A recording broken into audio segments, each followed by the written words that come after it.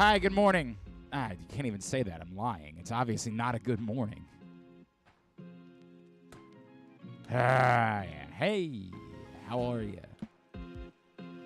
Think you're having a tough day? Imagine being the guy who spent his entire week last week making phone calls and plans for Las Vegas. Not just for what we were going to do in Las Vegas, but like events, parties. We had some big-time plans next week involving some major, national music acts. I don't want to know. Because I didn't know all of it. And I don't want to know what else was. Just keeping a lot of that under wraps.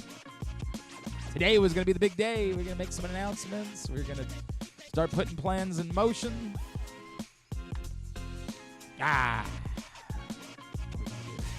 Griffin's so mad he's giving up his love of the whip snakes. Where that came from. Hi, it's Glenn Clark Radio. I'm Glenn, he's Griffin. Football season ended. I don't know if you guys saw the Saturday Night Live sketch this past week about the end of football season. They didn't nail it. The premise was flawless. The execution was okay, but the premise was so good that it made up for some of the execution of it. It's depressing. We're just depressed people. There's no when Orioles season ended, it was really sad. But we had football to watch that weekend. We had something to keep us company. Now all we have is the weather will probably go back to being crappy in 2 days. By the way, has there ever been a day that less reflected the mood in the city of Baltimore than today? It really should be gloomy today. Yeah. Today, I thought when I woke up it was. We needed Maybe it to be dark. We needed it. Yeah, correct. You just woke up early. We just needed it to be miserable today to match. We don't have this in us. Although it's not night. It's not like Friday when we were outside. Friday we were sitting outside eating lunch and everything. Today because it's windy, we're we're good. We're not doing that. But still, we don't want to we don't want to see the sun today. We don't need that. We want to eat our feelings. We just want to have a day for us. It was funny. I did when I move on. We'll put our big girl panties on tomorrow. When I went outside, it felt like it was kind of October-y, and I was like, oh, I like October. Yeah, October's the best, except for October's but it's not going to get warmer later, I don't think. No, and October's the best because there's football. Yeah, we have something to look forward to. We have not something to look forward to, unfortunately, anymore. All right.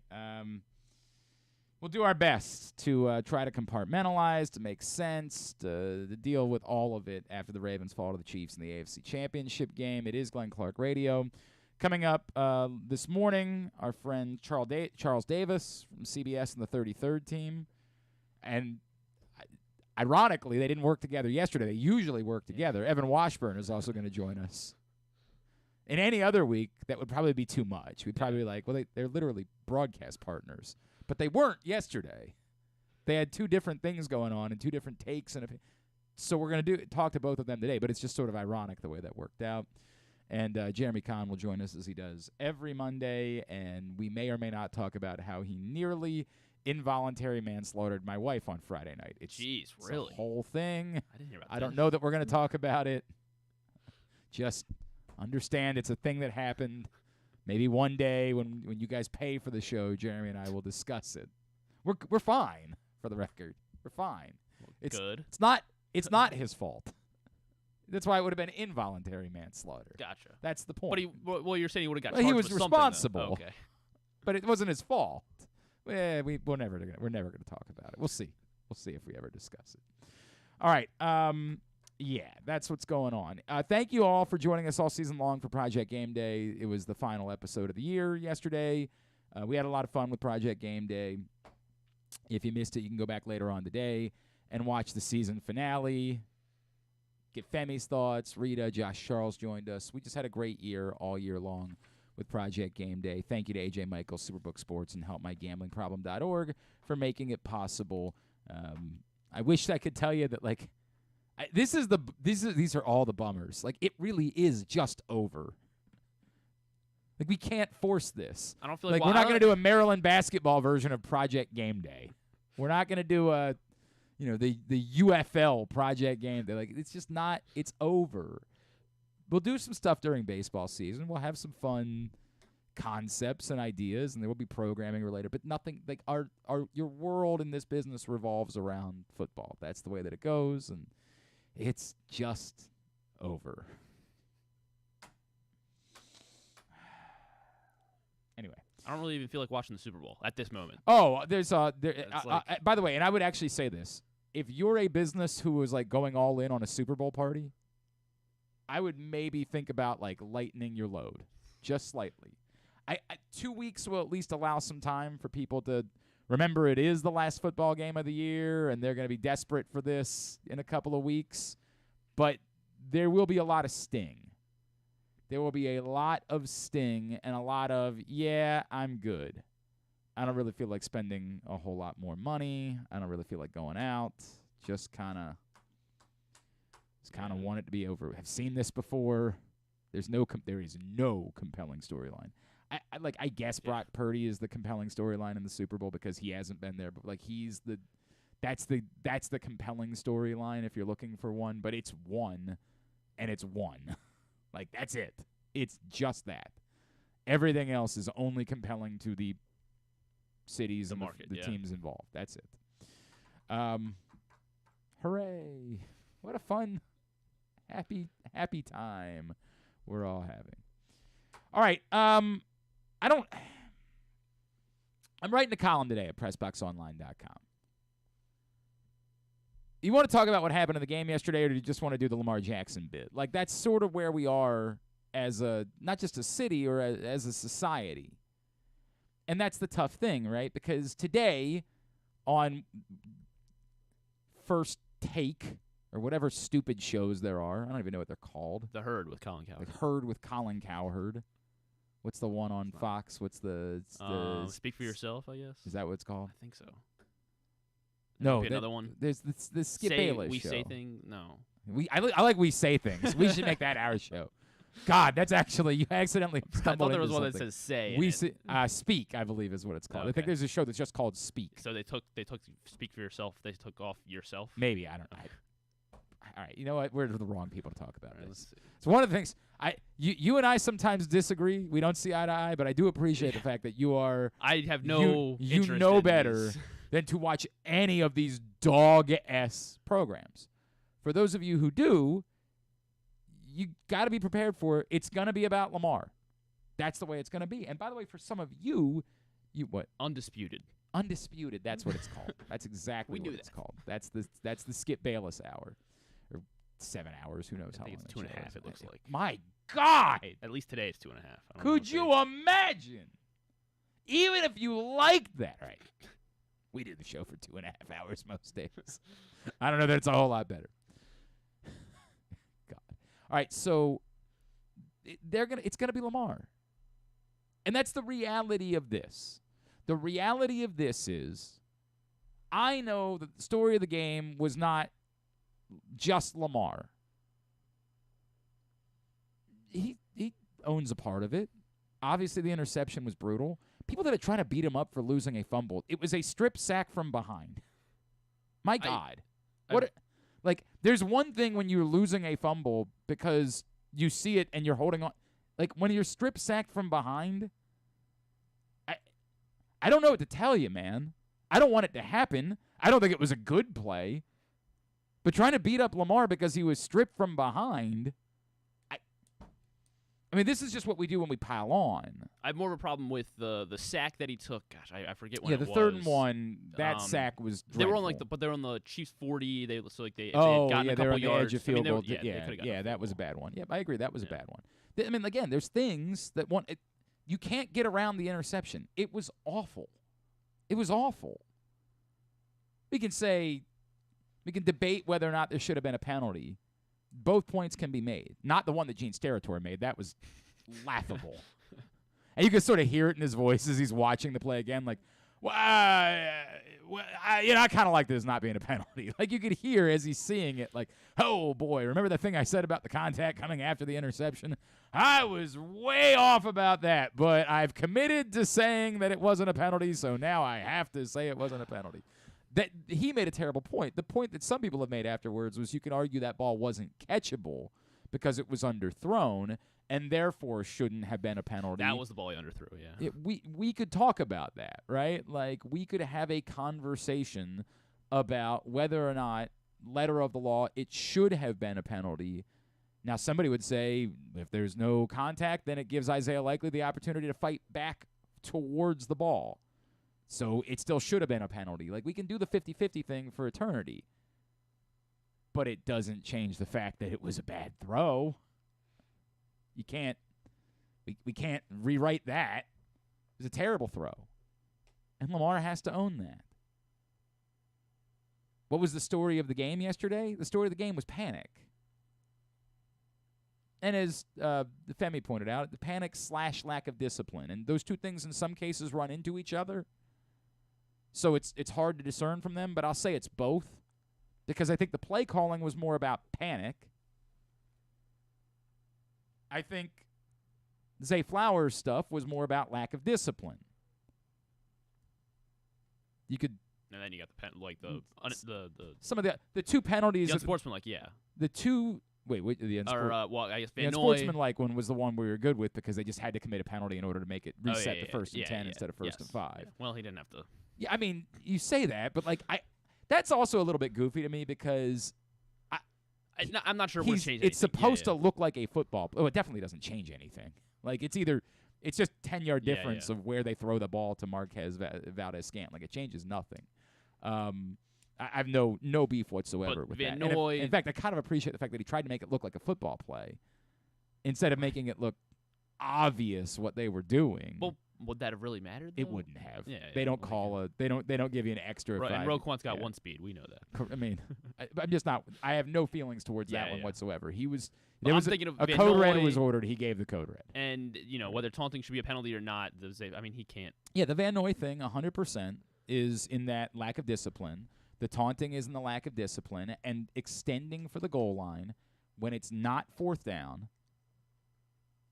Just because. You know what? That might be panic now that I think about it. That play might be more panic than lack of discipline because I felt this. I felt this throughout the course of the game. Give Jason Cole credit. He was the one that said, well, you can say that you think the Ravens can come back from down 2 scores, but they haven't done it.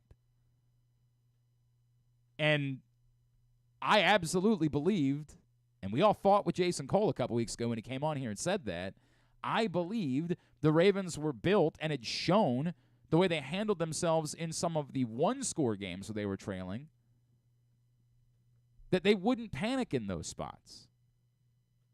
And yet, they effing panicked. And what you felt from Zay Flowers was the score needs to change, and it needs to change now. I have to go change the score. And 30 seconds later, he lost 15 yards for the taunting. So it was 30 seconds after that. You mean it was 30 seconds after? And then 30 seconds before, right, he was extending, right. And so a little bit of it too was he was trying to make up for his own gaffe. But you could feel it. You could feel the score needs to change, and it needs to change now. The number of times during the course of the game where it felt like the smart play was for Lamar Jackson to take the 8 to 10 yards that were in front of him, but he seemed so desperately to trying to get chunk yards because they just wanted to change the game quickly. Let's quickly get out of this hole. Let's quickly. And it was panic. It was panic all over. Now, some people, the people that don't like John Harbaugh, want to put that on John Harbaugh. And you know what? I get it. He's got to take criticism today, too. It's got to be within reason. But when you lose a game like this, everybody takes criticism. To the point that John Harbaugh, as the head coach, needs to step in at some point and say, why are we this panicked? What is going on? Why are we getting – yeah. Now, that's not been the way that it's necessarily worked. John Harbaugh, one of the things that we've all given him credit for is that he hasn't stepped on toes and that we don't really want that type of leadership. You don't really want someone who thinks they know more than everybody else. If that were the case, we'd criticize them for that. What we're criticizing is the results. And to the point, should John Harbaugh have interfered? Probably. At some point, he said, hey, there's still running backs on this team, right? We're not down by 3 scores. Now, they might not have realized that the defense was going to pitch a shutout in the second half, and so part of the play calling might have been, we feel like we have to score in every possession because we think Kansas City might keep scoring, and so we got to move this along. We can't prepare for all we need to do is score 17 points and we're going to be okay. But the game was never out of hand. There's somebody, like the Washington Post, wrote that it was a one-sided affair. I'm like, what? What are we doing? I get it. It was a disappointing performance in the Baltimore Ravens, but we're rewriting the reality of the football game because we were so disappointed by the performance of the Baltimore Ravens. The Chiefs never ran away and hid. That never occurred. And we can praise the Chiefs all we want, but the same team that couldn't score a point in the second half. Like, they weren't that impressive yesterday. They did what they needed to do in order to win the game, and give them great credit for that. I don't remember who it was last week that made the comment about the Chiefs being the most resourceful team in football, but that was the thing that rang the most true yesterday. They were not that good. They were resourceful. They did exactly what they needed to do. They didn't make any mistakes. Correct. They didn't help you out. They didn't conspire. The Ravens conspired big time. The Chiefs never conspired, never panicked, even when things weren't going well. They put together 2 nice drives to start the game, 1,000%. Give them credit for that. For 2 drives, they looked miraculous. That's what they did. And give their defense credit, of course. Their defense played very well. But they were not some well-oiled machine. This was not Pat Mahomes proved he's the big brother to Lamar Jackson's little brother. It wasn't anything like that. That's the narrative that you're attempting to write because, clicks and attention and all that nonsense. The truth was this was like an old-school football game where there just wasn't a whole lot of offense. And the story of the day was avoid making the big mistake. Chiefs, check. Avoided making the big mistake. Although, in fairness, they kind of did make a big mistake when they went for it on 4th and 1, and it felt emotional. It felt like we really thought Travis Kelce had it, which the entire internet thought too. Kudos for as many things as we'll flip out about the officiating.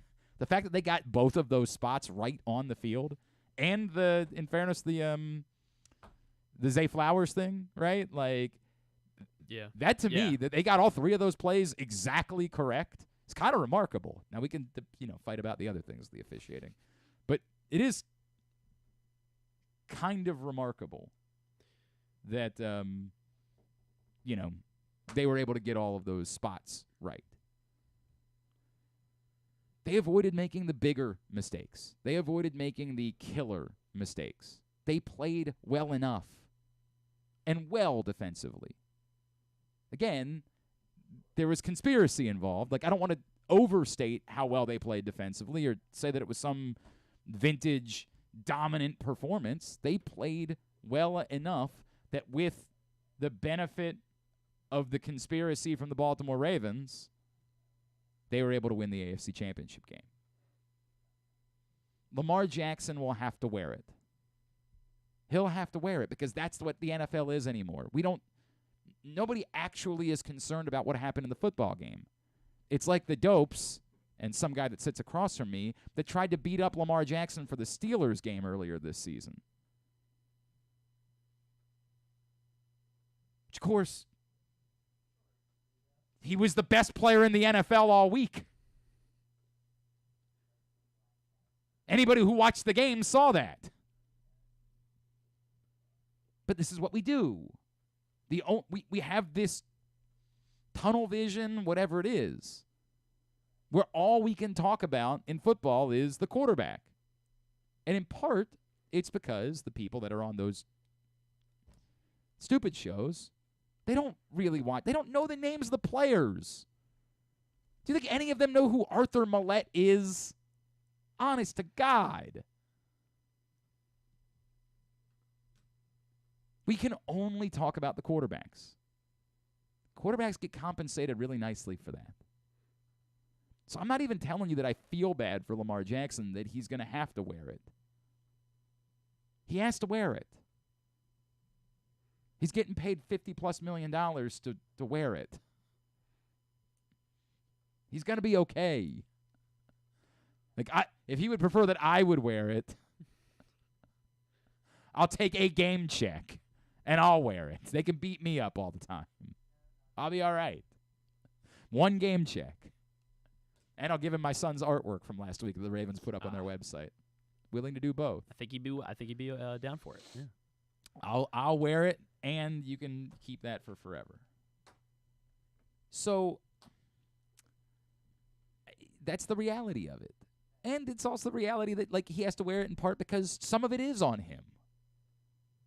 You know, after the 2011 AFC Championship game, the narrative was, wow, Joe Flacco outplayed Tom Brady. The Ravens just lost.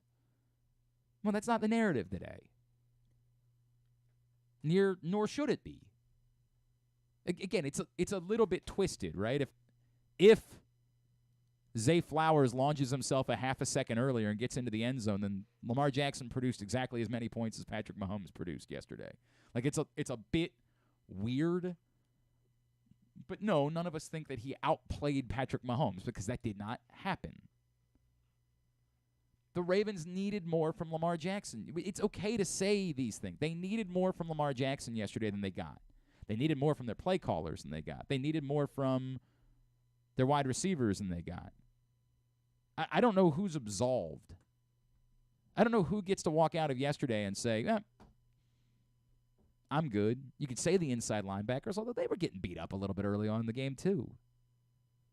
Certainly nobody was coming up with answers for Travis Kelce early in the game. Like, just because the defense was great in the second half, we don't get to pretend like they were perfect in the entirety of the game. I agree. Kept you in it. I agree with the argument of, like, they deserve less blame because they did give you more of a chance to win. Anytime you hold a team to 17 points. 100%. But you still don't get to pretend like they were flawless. They weren't. They were getting eaten alive early on in the game. And in many ways, the part that we don't want to talk about is the game might have really been determined by the coin flip and the results of the first two drives. It was never really right after that. I think my buddy Dave Damashek tweeted about, I would love to know the history of teams that defer to the second half, get a stop, and then score at the beginning of the game, knowing that they're going to get the bonus possession to start the second half. I would love to know what the record of those teams were. Because I'm with him. I don't know what it is, but I'm going to guess those teams have won a boatload of games. Not all of them, because nothing's 100%, but I'm going to guess it's an extraordinary number. So the Ravens needed the defense early on in the game to get a stop to set the tone, and they couldn't. Nobody gets to walk away from yesterday with their hands clean. Nobody gets to say we did everything in our power. Maybe Jordan Stout, ironically. Kyle Hamilton, maybe? Yeah, Kyle Hamilton for the most part. I mean, but even he was in coverage on Kelce a couple of times early on, and I thought he was one of the better players on the field for sure. Lamar Jackson has to wear it because that's the nature of football. He wasn't good enough. He certainly wasn't awful. He didn't embarrass himself. He made a really bad throw. And some other questionable decisions. He was off for most of the first half, too. Yeah, I do. When people try to bring up, like, the deep balls, I mean, the deep balls were off by, like, an inch a couple of times. Like, I didn't think he was erratic. I thought, the play calling was puzzling. It would have been nice a couple of times. I still can't believe a week after you got flummoxed by the blitz, the one thing that shouldn't have been eating you alive yesterday would have been the blitz. Hey, we learned our lesson. Tell you what, we're going to be completely prepared for this week. It was almost like they were playing a second layer of chess. Like, well, they think that we'll be ready. that we'll be ready for the but we blitz. won't. So let's prepare for anything but the blitz. Because they're not going to do it because they know we're going to be preparing for it. It's bizarre. How could you be that poor against the blitz again? Again. So weird, man. So weird. And then I go back to thinking, if Aguilar catches that ball in the first drive too. Yeah, I mean, and you can do a lot of these things. Right, We do these things all day. Like, that's why I said it's totally possible the game was determined. We ultimately, within the course of coin flip, first possession for the Ravens, first possession for the Chiefs. That if you really went back and said what determined the game, and it's unfair because then you would say, well, the Ravens went down and tied it up, and they were never really out of it. They weren't ever out of it. It required the Chiefs. It's the part that we don't talk about because it required the Chiefs making a hell of a play on a ballsy 3rd and 9 call. The number of things that can go wrong when you're just chucking the ball downfield on 3rd and 9. Or the Ravens get the ball back with 2 minutes and a chance to tie the game. They were never out of it. But ultimately, that set seemed to set the tone and put the Ravens into the panic that they just never overcame. It's infuriating because you don't feel. We talked about this. If the Ravens lose 36-35 yesterday, and it's a shootout, and it's back and forth, and the Chiefs just have the ball last, then there's a part of you that walks away and says, you tip your cap. You did everything you could. It's Patrick Mahomes on the other side, and they beat you. But you don't feel that today. You feel this team didn't give it their best effort. They weren't the Ravens. Some other group showed up wearing Ravens masks, saying, we're going to play as the Ravens today. I kept saying all week, the one thing that would stun me would be if this team panicked, if this team wasn't prepared, if they weren't up for the challenge. I'm stunned.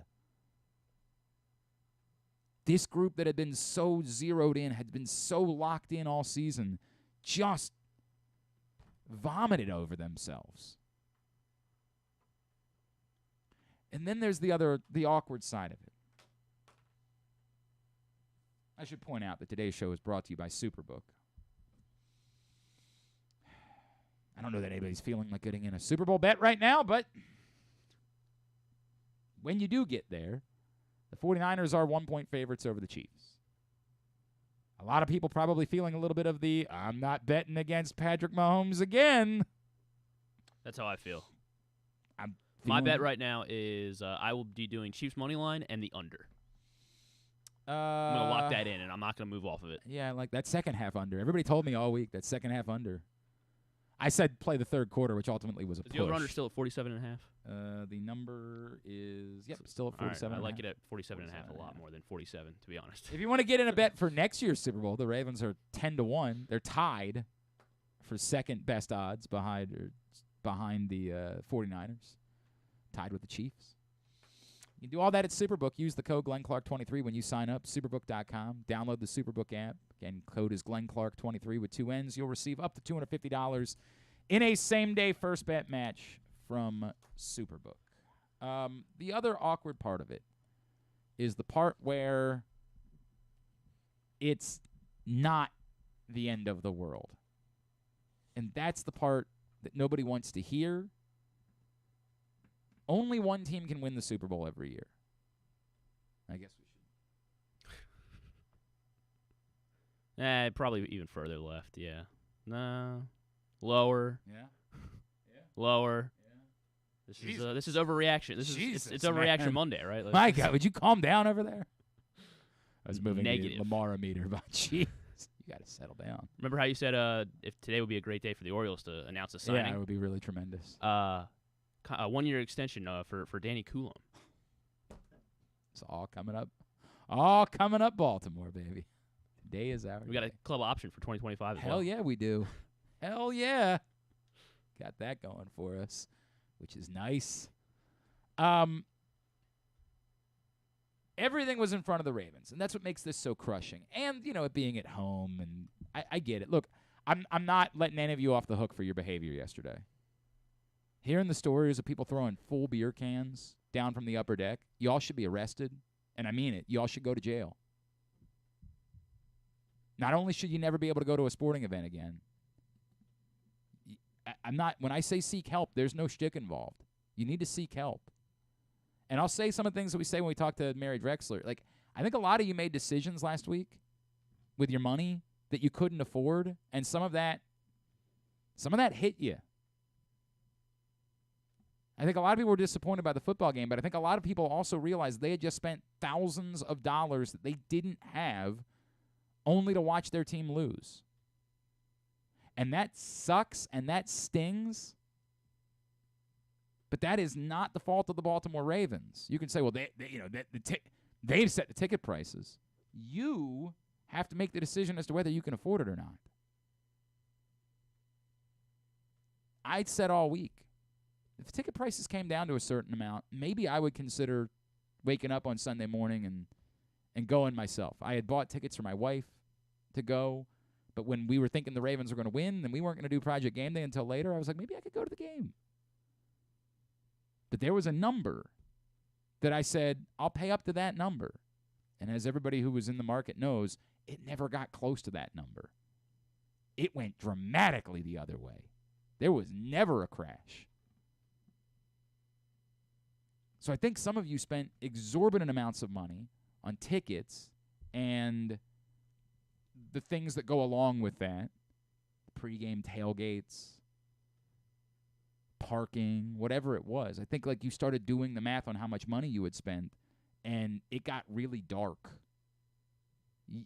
I'm not kidding. When I say seek help, that's not shtick. That's you need to go talk to somebody today. You got to get your life in order. You're blaming the wrong people. That's on you. You made that decision. Everyone who threw a beer can yesterday, the ones that threw empty beer cans shouldn't be arrested.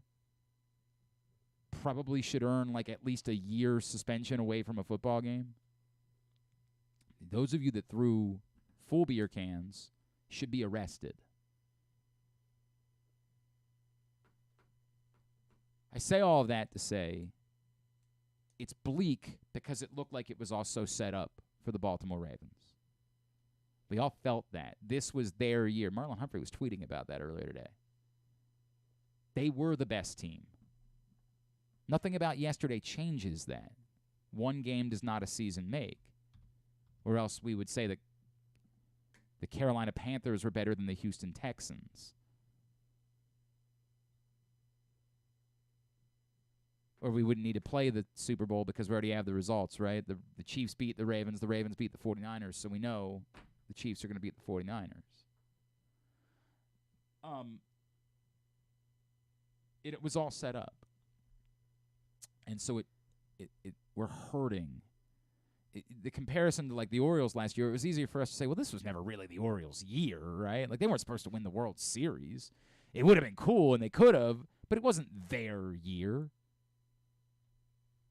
What I would say is, you don't want to hear it, but I tried telling you this the last couple of weeks. This was not now or never. I mean, there are things that are in front of this team. They got to figure out Patrick Queen. They got to figure out Justin Madubuike. My gut is Patrick Queen probably isn't a Raven next year. I don't think there's any chance that Geno Stone's a Raven next year. I mean, I get maybe there's a world in which that the bloom came off the rose so much that there really isn't a market for him, but I think his stats will lead to there being a market for him, and I think the Ravens are going to say, we don't know that his stats are truly a reflection of him as a player, and I think he is going to end up pricing himself away from Baltimore. But I think in their mind, there can be another Geno Stone. They'll have to solve what running back looks like next year. How much... I think a lot of people wanted to believe that Keaton Mitchell was becoming a featured back, but, you only got to see so much of it, and he's coming off a significant injury, so can that be your game plan? Can you just come back next year and say, well, hey, it's Gus Edwards and Justice Hill until Keaton Mitchell comes back? Do you feel like you want to do better than that? There's a lot of things the Ravens will have to deal with. But the core of their football team will be intact. I don't know if Mike Macdonald will be back, and that'll be the difficult part. He's going to meet with the Commanders, and I assume the Seahawks as well. Yeah. It seems like Washington really wants Ben Johnson. That was the common belief, but they are scheduling a ton of interviews this week. Like, it wasn't just, hey, as soon as Ben Johnson gets knocked out of the playoffs, we're hiring him. We'll definitely have Todd Monken back. Definitely going to have Todd Monken back. Tough day. And we'll see what happens with Mike McDonald. There's just, to my point, there is no reason to think that this team won't be back and that they won't be benefiting from it. It doesn't guarantee everything's going to line up for him, and injuries happen, and that I just don't think that this was the end of the line. I still believe the Ravens are ascending more than they're descending. They also could still probably use a true ass kicker. As much of a great story as Clowney and Van Noy were during the course of the year, for the moments that it looked like the Dafe Owe was becoming a player earlier this season, that didn't extend. The balloon came off that rose too. They could use an ass kicker. I don't have an answer of how they're finding that. I don't know that Chop Robinson is falling to them in the draft. I don't know that he could immediately be that guy either. And then it might be the same case of Owe, just putting too much on whoever they take at 30. But let's deal with those things. But the core, Lamar Jackson, Zay Flowers, Mark Andrews and Isaiah Likely, Tyler Linderbaum, Roquan Smith, Kyle Hamilton, probably Justin Madubuike. That's a pretty effing good core for me to think that it was now or never. They got to improve. They got to get better. We'll see if they go about doing that. All right, can we grab a break, or do you want to talk to Charles Davis, then take a break? It's up to you. Let's take a break. We'll take a break.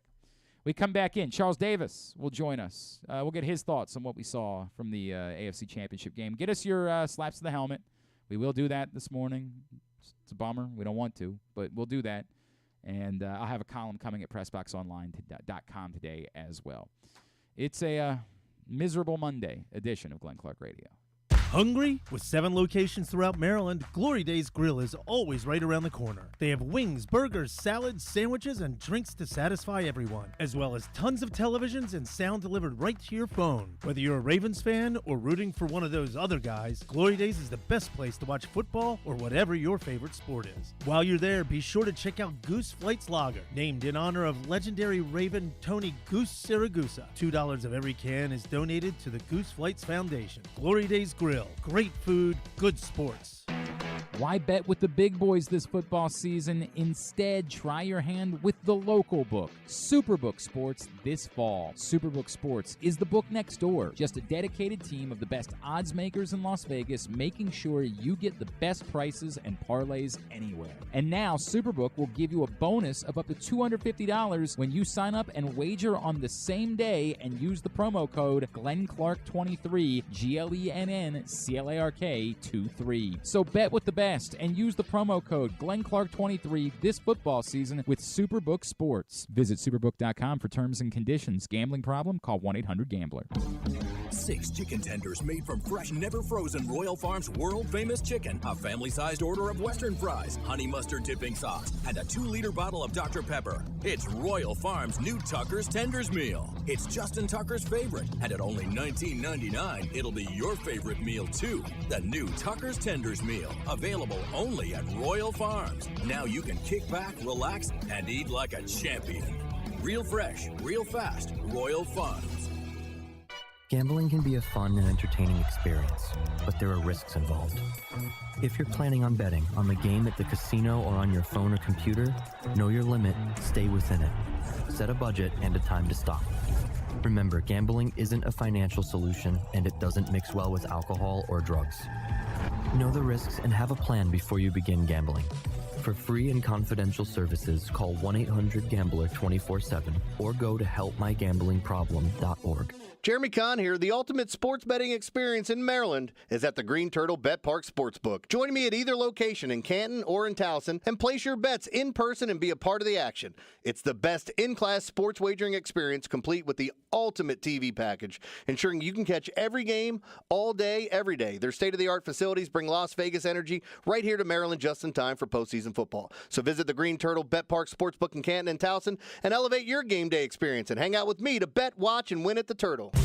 Hey Ravens fans, looking for the perfect new game day brew? Get a Guilford, Baltimore's finest craft beer during the next home game at the Bank. That's not all. Gather your flock next home game and check out Guilford Hall Brewery's brand new bar, the Gilly Nest, located near Section 505. No tickets? No problem. Enjoy all Ravens games all season long at our restaurant and brewery in Station North. Guilford Hall Brewery, European tradition, Baltimore charm. Make sure you tuned in every Tuesday for PressBox Fantasy Football Analyst Joe Serpico to get you ready for your Waiver Wire Wednesday, brought to you by Live Casino and Hotel. And if you have other fantasies you want fulfilled, subscribe to Glenn and Jeremy Conn's OnlyFans page at... Wait, are people supposed to know about that? Today's show brought to you by your local Toyota dealer and buyatoyota.com. The Toyota Tacoma comes in a range of models and trim lines, so you can choose the perfect Tacoma to reflect your unique personality and driving habits. Check out buyatoyota.com for deals on new Tacomas from your local Toyota dealer today.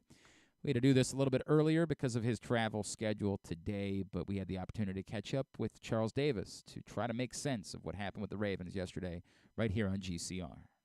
Well, as we continue to try to dissect what occurred yesterday in the AFC Championship game, our next guest did his best in a video with Coach Dave Wanstead up at the 33rd team. You, of course, know him from CBS as well. He's our friend Charles Davis, and he is back with us now here on GCR. Charles, it's Glenn in Baltimore. It's good to chat with you, even if we don't like the topic here in Baltimore that we're talking about today. Yeah. Appreciate you taking the time for us. Well, thanks for having me as always, Glenn. Trust that you are well. Yes, other than, a few of us had made plans for what we were going to do in Vegas next week. Yeah, it's what it is. Hey, yeah, understand. Charles, I think what you and Coach Wanstead were dealing with is very close to the top of the list for what we're dealing with, which is I think it can be palatable if a team loses and you feel like, well, they gave it their best shot, they came up short, it's what it is. And I think a lot of this city doesn't feel that way today and feels more like, what was this team that we saw yesterday in these circumstances that just really seemed to panic and get completely away from who they were? Glenn, I think what you're talking about, and tell me if I'm wrong, please, because I don't want to go in a direction we shouldn't go. But I think what you're talking about is something that Coach Wanstead discussed when we had our conversation on the 33rd team, and that was identity. Yeah. And I think that's kind of where we are on this, because we believe we know who Baltimore is. I remember years ago someone told me the ability to wake up every morning and know who you are before your feet hit the ground makes for a really good life. All right. You wake up, you know who you are, you know what you're about. You don't have any question marks, none of that searching and trying to find and what direction do I go? And look, if you're an NFL fan, you pretty much believe you know the identity of the Baltimore Ravens. And I thought that yesterday on Sunday in their game, there were times when they did things that weren't part of their identity. 3rd and short, throwing the football instead of being, and they're not a team that doesn't mind going for it on 4th down. So as John Harbaugh said so many times, and it's proven to be true, running the football is in the DNA of the Baltimore Ravens. So does that mean you run it every single time it's 3rd and short? No, not at all. But it felt like there were times where that opportunity was there to turn it into a 4-down situation and run the football, which is closer to what they do best than anything else, that I thought there were times they got away from that. And I think that's what Coach Wanstead was trying to point out. And that's the way that it felt. It felt to me, Charles, and you tell me what you think, it felt like a team that panicked. It just felt like a team. I got to be honest, I thought the difference in this team and the 09 or the 19 team was that if they fell behind, it just wasn't that big of a deal. Like, they were completely capable of handling it. But it didn't play out that way. Like, it felt like they were pressing, and it wasn't just the play calling. It was decisions that players were making. It just sort of felt like a team that was shocked by how Kansas City had punched them in the mouth and panicked because of it.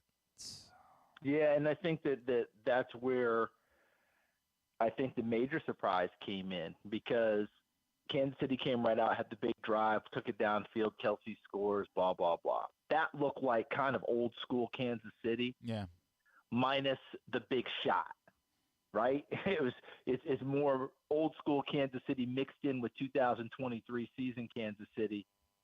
And Andy Reid has rediscovered that running the football is a cool thing. Okay, and they're doing it. And the offensive lines responded accordingly, especially their middle three with Humphrey and Smith, and usually it's Tooney in there, but yesterday it was Nick Allegretti. But Baltimore came right back, stayed on their feet. And what a play Lamar Jackson made in the pocket, escaping, pulled his Houdini act, and then threw a gorgeous pass downfield. It wasn't one of those where he escaped, threw it up, and the receiver made an incredible play. He threw that one like he went back 1, 2, 3, boom, back foot, hit, throw. I mean, it was just gorgeous. And we went to break, and I looked at my son, and I said, I feel like we might have punch, counter punch today, kid. Oh. This is what it feels like. Punch, counter punch. Let's see how we go. And it didn't turn into that. As you said, there was, and as time went on, they pressed. Different things happened. Look, Kansas City actually went at one point at 14-7. Tell me where we were in the game, Glenn. 14-7, fourth down, deep in Ravens territory, and I'm yelling at the TV. Well, he wasn't yelling, but I was like, I would take the points. I'm a big guy in the playoffs. Take the points. Yep. Points are good. I really feel like the coaches nowadays, because of analytics, Glenn, they've gotten to the point where this is just one person's opinion. What used to get you roasted doesn't feel like it does anymore. It's almost like you have license to do these things. And I'm still thinking points are good. Kansas City didn't take the points. Baltimore held them, a great defensive stand. But they didn't turn it into anything. Nothing. Kansas City got let off the hook on that one. Kind of like Dan Campbell's taking all this grief right now. Andy Reid doesn't have to take any of this grief because he won. But to me, I still don't believe that he should have gone for it on fourth down there. Against that Ravens defense, against Roquan Smith and Patrick Queen, I'm taking the points. In a game like that, they don't take them. They didn't make them pay. And that's part of what I think you're talking about. Normally, Baltimore makes people pay. And the last thing I'll say, because I'm sorry I'm going on this long soliloquy, the season-long, send me your best, and we will beat you up, is why I believe when we're watching that ball game, you're thinking, okay, Baltimore will be okay. Because even in some of those games where they beat up people, those teams were in games early. Remember the track meet with Miami early? Yep. And then all of a sudden they throttled them? The best teams they played this year, they tended to beat up. Like, they didn't just beat them. They beat them down.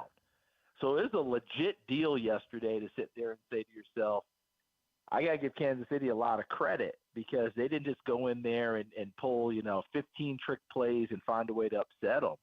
They went in there and did their thing against what the team that many of us thought was the best in the NFL, and a team that took on the best records that they saw all year long and smacked them around. It wasn't quite the same yesterday.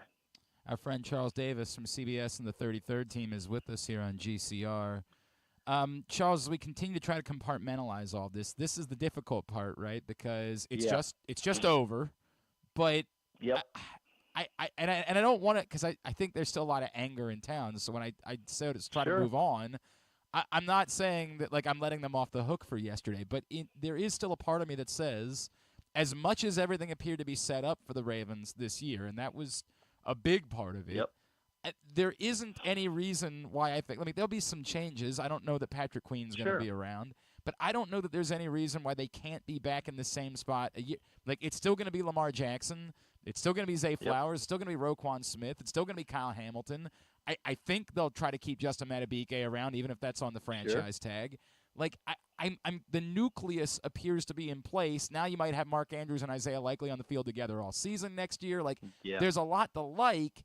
Is this a situation? I'll compare it to the 2011 Ravens, who lost in the AFC Championship game in heartbreaking fashion, where in some bizarre way learning from this specific, hey, you can't do these things against the Kansas City Chiefs, could end up benefiting them a year from now if they can get back to this place. No, absolutely. I think everything you said is really on the table. Hard for people to hear and listen to the day after this disappointment. No one wants to hear it. Somewhere John Harbaugh doesn't want to talk about it, think about it, all that. All they're doing is looking at how did we let this one get away because it was right here in front of us. And we all know each opportunity you let get away, there's no guarantee you get back the next year. You know, we all know the Dan Marino story. I always laugh to myself because it's not funny, but it's just, you remember when Dan hit his first and second year in the league. In his second year, he set all the records. They go to the Super Bowl. They lose to the 49ers. And at the end of the year, he and Joe Montana are doing like a Diet Pepsi ad. And at the end, Joe grabs a Pepsi and he walks away. And Dan says, hey, Joe, next year I'm buying, which was the implication was we'll be back and we'll do it. Yeah. He never got there. That's true. So that's why it's hard to look ahead. But to your point, it's all there for them. The challenge is this was the year that you could erase all the questions that will still be there next year. Yep. And it starts with Lamar Jackson. Yes, he's the MVP, but is he a quarterback who can get you over the hump? Well, you got the first playoff win. That was huge. But here was one at home set up for him. They didn't get it done. Is it all his fault? No, but he's the quarterback, and he becomes the focal point. I thought in the game yesterday the defense did a masterful job of keeping them in it. I mean, Kansas City had how many empty possessions in a row that Baltimore just snuffed them out? And hey, offense, let's go. Right. Here's another chance. And they just never were able to take advantage of it. They became one receiver centric in terms of Zay Flowers. But as you mentioned, pressing a little bit. Zay extending the ball at the goal line. It gets popped out by L'Jarius Sneed, and it was Leggetti before he even got there. You know, plays like that. 3rd and 1, instead of running the football, try and throw it. Now there's no one open, and you end up getting sacked for a loss. Things of that nature that just weren't normal for this Baltimore team, who handled adversity coming at them, who handled the best in the league, and shrugged and went, okay, regroup, here we come. And then all of a sudden they were steamrolling people. It did feel like as the game went on and the pressure jumped up and they kept looking at the clock, some of that crept in, and they pressed, especially on the offensive side of the ball. Charles, I'll finish, what you just brought up about Lamar Jackson, because I said it in a column that I wrote the day for Press Box. I said, look, he's going to have to wear this. Like, that's the reality of how this goes. No getting around it. It's right. QB1. It's just the way it is. I mean, think about John Elway. John Elway is one of the all-time greats. Of course. How many years did John Elway wear that before they finally got there and finally Pat Bowlen holds up the Super Bowl trophy? The twilight of his career. This one's for John. Yep. Because it had taken forever, and he was one of the all-time greats. So it's not like it can't happen. It's out there for them, but until it does happen, right, it just stays out there. Unfortunately for John, he finished with back-to-back Super Bowls. Look, he wears it because it's the reality. The reality is he is 2-4 in the playoffs, and the reality is, he hasn't always played his best. Now, there's something weird about, I think, killing him about yesterday. If Zay Flowers starts his dive a half a second earlier, then he puts up as many points as Patrick Mahomes did, right? Like, exactly. It's difficult for me to try to put this all on Lamar Jackson, but I can still say he needed to play better. The Ravens needed more from him in the biggest circumstance than they got, and I think the good thing about this young man, Charles, is like everything we've gotten to know about him, he'll be hell-bent about it. He'll be driven. I can't guarantee, to your point, it's like Dan Marino, one of the greatest quarterbacks of all time. It never worked. I can't guarantee anything. But nothing about this young man says anything to me other than he will continue to bust his ass. He'll wear it. He'll deal with it. And he'll continue to work as hard as he possibly can to try to be right back in the same spot a year from now. Let's just make it simple from my end, Glenn. We can't guarantee that the Ravens get back to the AFC Championship game. They hadn't been there since 2012. So we know how difficult it is, and this is one of the better franchises in the NFL, right? So it's not a guarantee. It's not a lock. There's no guarantee that they actually get there and win the Super Bowl. We know all of those things. But the guarantee I can make that I would feel very comfortable making, and I'm not speaking on his behalf, but I guarantee Lamar Jackson will do everything possible to try and get there, to try and increase his game, to try and get better at what he's done. There's no question if you watch him from his rookie year to where he is now, he's made improvements in his game all along. Yesterday wasn't the day for them. There were errors that were made. To throw down the middle Isaiah Likely when he threw up his hand like Randy Moss, like, hey, I'm open. Yep. Except there were 3 Kansas City defenders in the area. That wasn't a one-on-one situation. Lamar didn't see it, and he threw the pick. Things like that happen. But again, I'm loath to put it all on the shoulders of one player who is going to be the MVP of the league and deserves it for this season. I just thought that identity-wise, Coach Wanstead pointed it out. I thought they would run it more in certain situations and maybe get to those 4th downs that they're used to going for and getting. They got it early. You remember early, great play, and Lamar Jackson almost broke it for a touchdown. Yep. So those are the things you're looking at, but then when we're going 3rd and 1, you get the idea. It just seemed that way, and I'm not pointing fingers. It just seemed like they got out of sync a little bit. And that wasn't the Baltimore Ravens team we saw throughout the season, especially down the stretch with the big winning streak. Go watch the video that he and Coach Dave Wanstead did right now at the 33rd team. We'll link it up on our Twitter account at Glenn Clark Radio as well. What do the next couple of months look like for you, Charles Davis? Are you and I talking draft here coming up soon? Yeah, we'll be doing that. I'm heading to the Senior Bowl in a few hours in Mobile. Be there this week, and then I'll be at the Super Bowl next week working for CBS and doing some of their pregame coverage and then pregame show with my partner Ian Eagle, and he and I are doing the World Feed call of the Super Bowl. Oh, it goes too. So anyone who has people in other countries, it'll be us. So we're pretty excited about that. And then of course it'll just be draft from then on out. You guys know how much I love your booth. It's my favorite booth in all of football. So we that'll appreciate be cool. you. Charles Davis, always appreciate you, man. Difficult day in Baltimore. Appreciate you. Well, thanks for trying to help us make sense. One because that was the best team in the league, and you always hate when they walk away and they don't fulfill it. They will be back because that's part of the Ravens' DNA as well. You never see the Ravens just walk away and collapse, and next year they're like 3-0. No, that's not who they are. They'll be back knocking on the door again next year, and one of these years they're going to get through it. It's Charles Davis, of course, from CBS and the 33rd team, and I'm getting all of it today, right? Like it's all of the stages of grief. In fairness, it took me slightly longer than I expected for me to get my first, fire Harbaugh, hire Belichick message. That took me a little bit longer than I expected. Stop. It sucks to lose. We all know it sucks to lose. Stop it. We all know it sucks to lose. We all understand that. It's no fun. Again, blame John Harbaugh. Say you needed to step in yesterday. You needed to put your foot down and say, not okay, hand the ball off to a running back. Let's do all of those things. But this thing where we just want to fire the coach. We just want to try it out. Do you think the message – did you watch this team all season? The message got stale. It's confirmation, but you want it to be about. Our friend Stan the Fan wrote a column today. I know Stan's been like and he didn't say in his column fire Harbaugh. He's just it's about it being dismal. None of you were saying these things a week ago. You're one football game, and I get it. It sucks, man. I'm there with you, but we gotta have some attachment to reality. Some.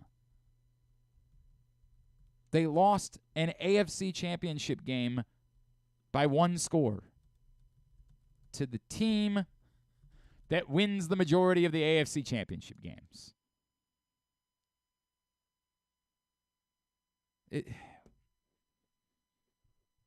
We're just playing Fantasyland now. I want it to be this, so I want to say this. Stop. Get a hold of yourself. I wanted it to be a celebratory beer, but I will tell you that Goose Flight's Lager also works as a drinking your feelings beer, and it is available in lots of locations. It's available, of course, at Guilford Hall Brewery, as well as at Costas Inn in Dundalk in both cans and 6-packs. Cans available at your neighborhood at Glory Days Grill as well. Also available at Alonzo's in Roland Park, and now available in 6-packs and cases at the Wine Source in Hamden.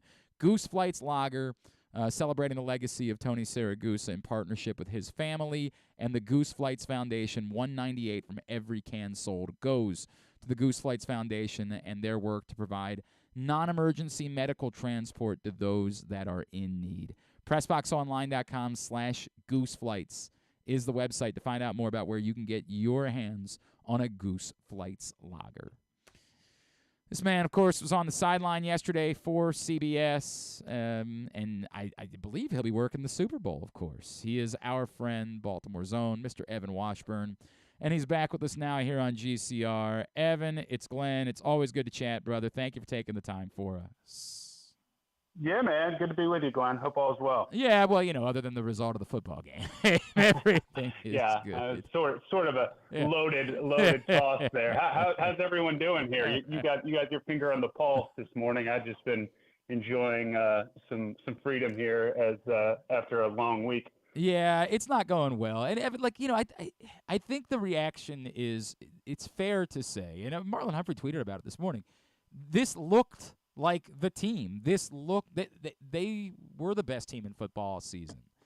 And I think that's the disappointing part. And I kind of wanted to get your reaction to what you saw, because it didn't seem like they went down swinging yesterday. Like, they didn't go down playing their best game. It felt like they went down as a different version of themselves. It felt like they went down panicked. Like, can you describe what you saw from the sideline? Because I some of it, obviously, you give credit to the Chiefs for, but this just looked like a completely different group yesterday. I would agree, but I would only say the offense. I thought the defense played their hearts out. I think the defense did everything they needed to do for the Ravens to win that game. Yeah, it was a little slow start, but that happens when you're playing Mahomes in Kansas City. There's an adjustment period. Glenn, I'll say this. I noticed something was off in the first snap of the game. It was a group playing at a different speed than they've played all season. It was, whether you want to call it gripping the golf club too tight, trying, guiding things, trying not to make a mistake. It just, outside of obviously the big play to Zay that was the touchdown, and then a few plays once there was that sort of sense of desperation, it just felt like there was a tenseness that we haven't seen from this offense really much of this season. And it's a healthy reminder to us that discuss this every day and try to act like we know what we're talking about, to fans that live and die by every snap, that these guys, while they look superhuman, are absolute human beings. And at times the moment can affect you, and they all suffer from the same anxieties and stresses that we do. And they're just, unfortunately, on a massive stage. And I think that's what we saw in pockets of that game yesterday from that Ravens offense. It's funny, Evan, because it felt, and I can't even, you have to beat up Zay Flowers because you have to beat up Zay Flowers, but you get it, right? In that moment, not the taunting, but the stress. Like, it just felt like so many guys are saying, I need this scoreboard to change, and I need it to change right now. Like, it's got to look different. We got to get a different vibe and a different feel, and it just sort of seemed to infect, everyone on that side of the field, that led to bad decisions, mistakes, and the amount of panic.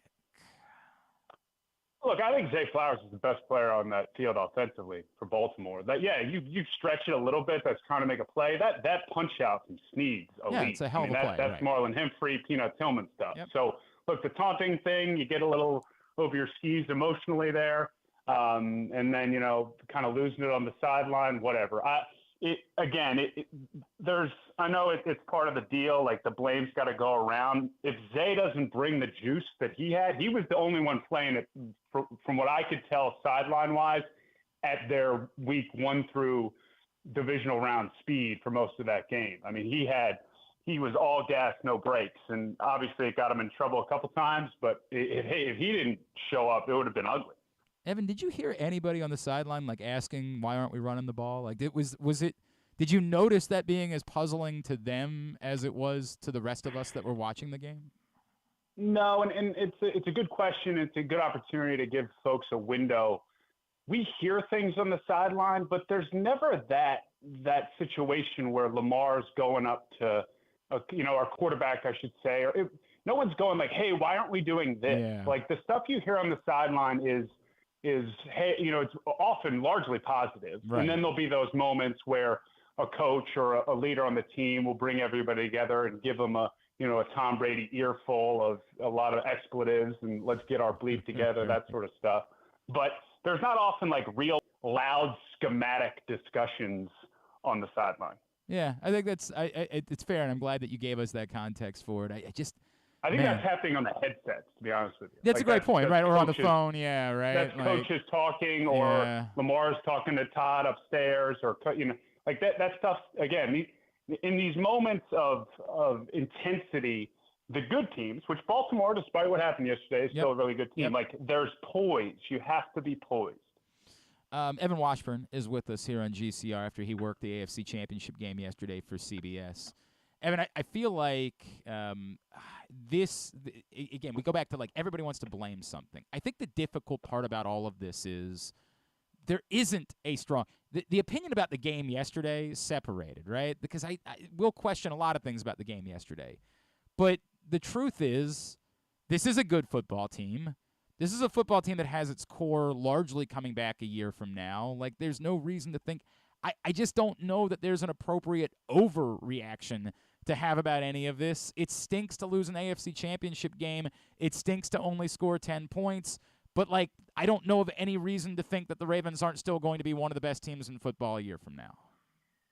I would agree with that. My overreaction, Glenn, and I know we're in Baltimore and this is a Baltimore-centric discussion, my overreaction is that Patrick Mahomes is very much in line to surpass Brady as the greatest of all time. And I think he gets this Super Bowl. The pacing and the timing works out well, and it's just wild to think that Tom is only going to be able to hold on to the GOAT label, it would appear, for, I don't know, maybe 5 or 7 or 10 more years. You know what I mean? Like it took however long pre-Brady for someone to have it, whether you were a Montana guy or you went Jerry Rice, whatever it might be.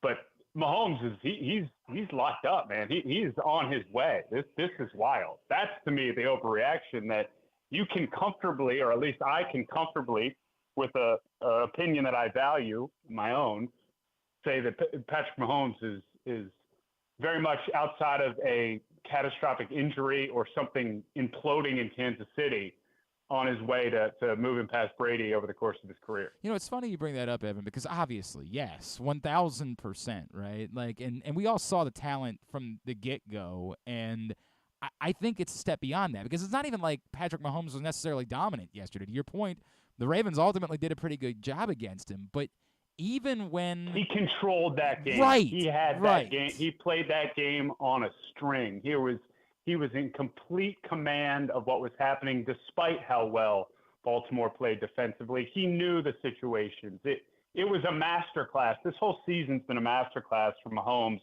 on, you got dealt a pretty unfortunate hand with the pieces around you. What are you going to do with it? He's taking it to Vegas. And obviously it's changed dramatically, because early on in the year they were turning the ball over, and then that just stopped, right? Like, they just stopped turning the ball over, and I think that, to me, is almost like the lesson. I don't think Lamar Jackson was terrible yesterday. He's going to get beat up, and that's the way it goes. He's making $50 million a year. He's going to be okay. But I don't think he was terrible yesterday. I think he made the critical mistake that Patrick Mahomes just didn't make. And I think that's the biggest lesson of, like, what it takes to win at this level. Sometimes you might have to outduel a guy, but sometimes it simply comes down to not making the dreadful mistake. And that was the thing that jumped out at me about Patrick Mahomes yesterday. Even when he wasn't brilliant, he just kept the game, to your point, that he controlled it. He kept the game to himself, and Lamar Jackson wasn't able to do that for 60 minutes yesterday. I always use the term, can you play the game on your terms? And so much of this season, and really the last few years, I mean, I'm sure you've seen the numbers of just how they've never really trailed the last couple seasons with Lamar under center, where they've played the game on their terms. But yesterday, the terms were dictated pretty early on that Kansas City was in control, and their ability to flip that just was something they couldn't overcome. Yep, that's the reality, and now here they are sitting at home, and that's the way that it goes. I come back to one more just related to the Ravens, Evan. I'll stay on the Lamar thing. You have been around this young man a lot, right, over the years. As disappointing as it is, I still come back to everything we know about this cat. Like, he'll wear it. That's just who he is. He'll go back and he'll bust his ass even harder and won't throw anybody else under the bus and will say, I got to be better. I can only beat this kid up so much because everything about him is exactly what you want in a quarterback, aside from having won the biggest games in the playoffs so far. I'm confident in thinking that Lamar Jackson's going to win a Super Bowl. I hope it's in Baltimore for all the obvious reasons. He's under contract for a number of years, so that would seem reasonable. He's going to win a Super Bowl because of the way he's built and the way that he's not only physically gifted, but the way he's mentally sort of structured, and he's improving. He's getting better. And you don't see that with all pros, whether it be at the quarterback position or other positions. A lot of guys come in, they have a sort of a rocket ship moment, and then they plateau. Lamar's gotten consistently better. There's still room to improve. I think he wears experiences in a good way. I think this year was transcendent for him, not just financially, but in his ability to be confident in the way he wants to play the position. And we saw that for, again, whatever it was, 18, 19 weeks. And he ran into a better team yesterday. I still think Baltimore's a better team overall than Kansas City. But again, if you're a fan at home, you know, it's understandable to be upset, mad, frustrated. You can beat up on whoever you choose. That's kind of the way this whole operation works. But you should be thrilled that you have him as quarterback, because I do think he's going to win a Super Bowl at some point. All right, before I let you go, you know that everybody in Baltimore is saying, I don't even want to watch the Super Bowl now. I don't even care. So sell us on why we should still care and be invested 2 weeks from now. Because, again, I'll say there's two sides of it. One, it should be an awesome game. Stylistically, you got Spags and that defense that frustrated Lamar for 4 quarters going up against a machine in the Chiefs, or excuse me, the 49ers, and what Shanahan does. And then it's the Mahomes factor. You want to feel like and again, I know he just came into your town and beat your team, but you're witnessing greatness. And as a sports fan, you should root for that. Yeah, I think that one's going to fall flat. I mean, some people, all I hear about is Taylor Swift, so maybe that'll pull in viewers. For God's sakes. All right, Evan Washburn, you are working the Super Bowl, correct? I will be there. Yeah, I'll be on the Niners sideline. It's going to be a show, man. Vegas. I'm excited to see how they pull this one together. At Evan Washburn on Twitter is how you follow him. Always appreciate you, man. Thanks for hopping on with us for a few minutes. Let's talk again real soon. All right. Yeah, have a good one. Thanks, buddy. Evan Washburn with us here on GCR.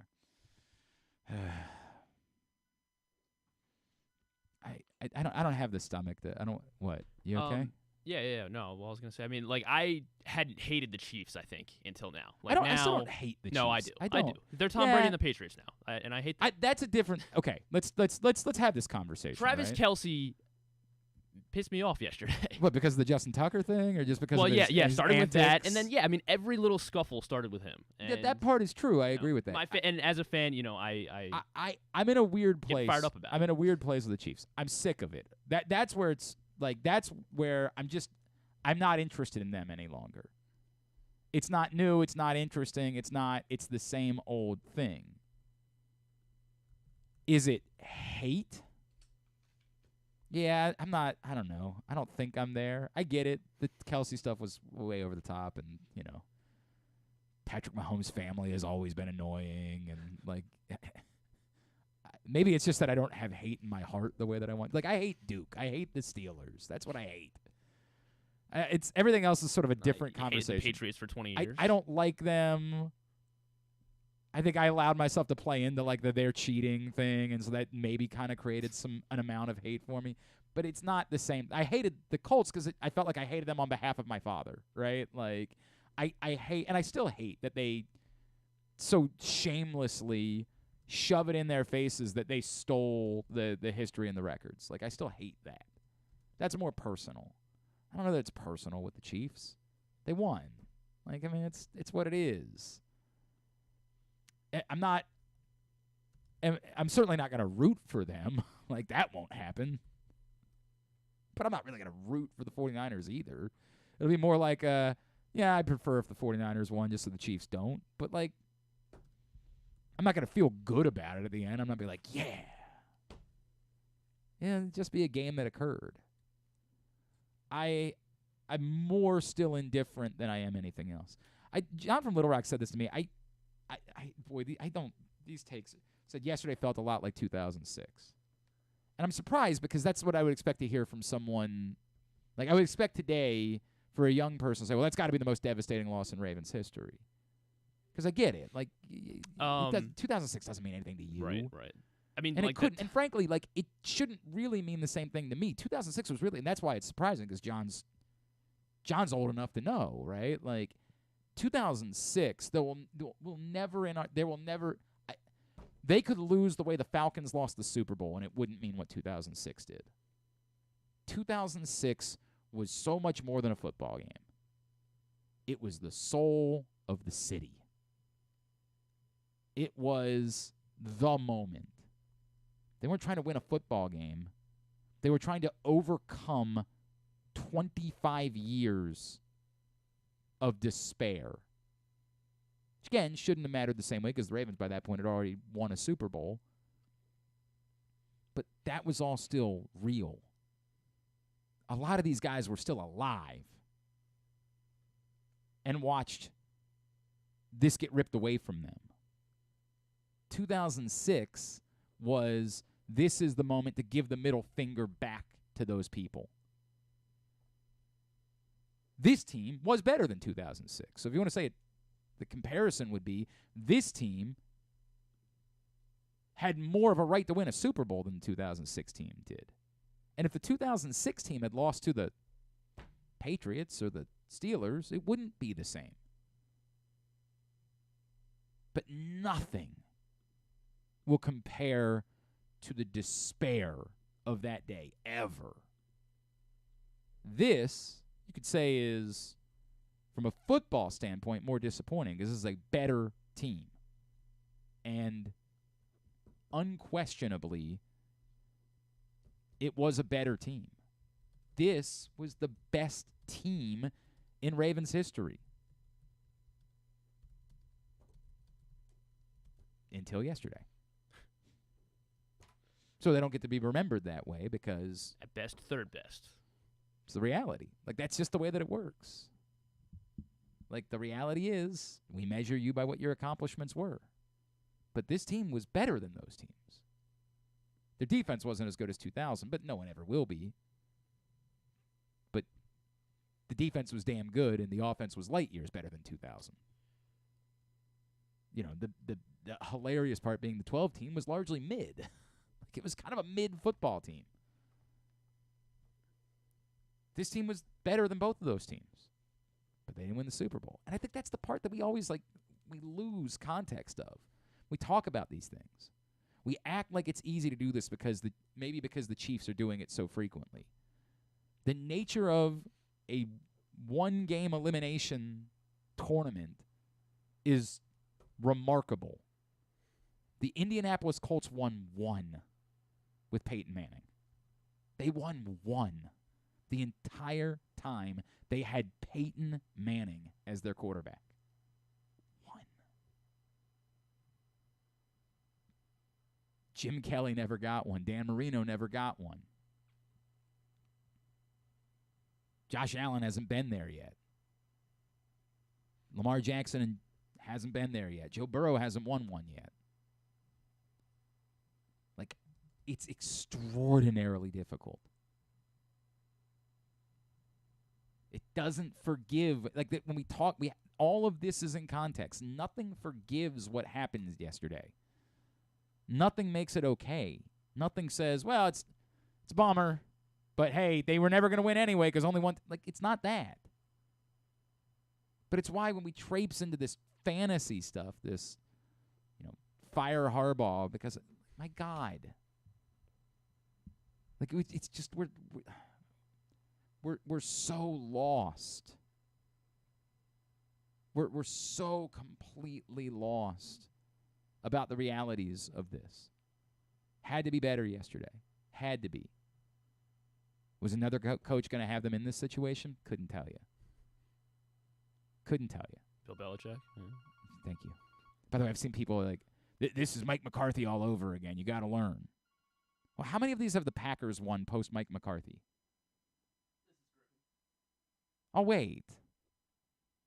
And I get it. I like the direction of them at the moment. But we're just saying things. None of us can guarantee what's going to work to win a Super Bowl. None of us.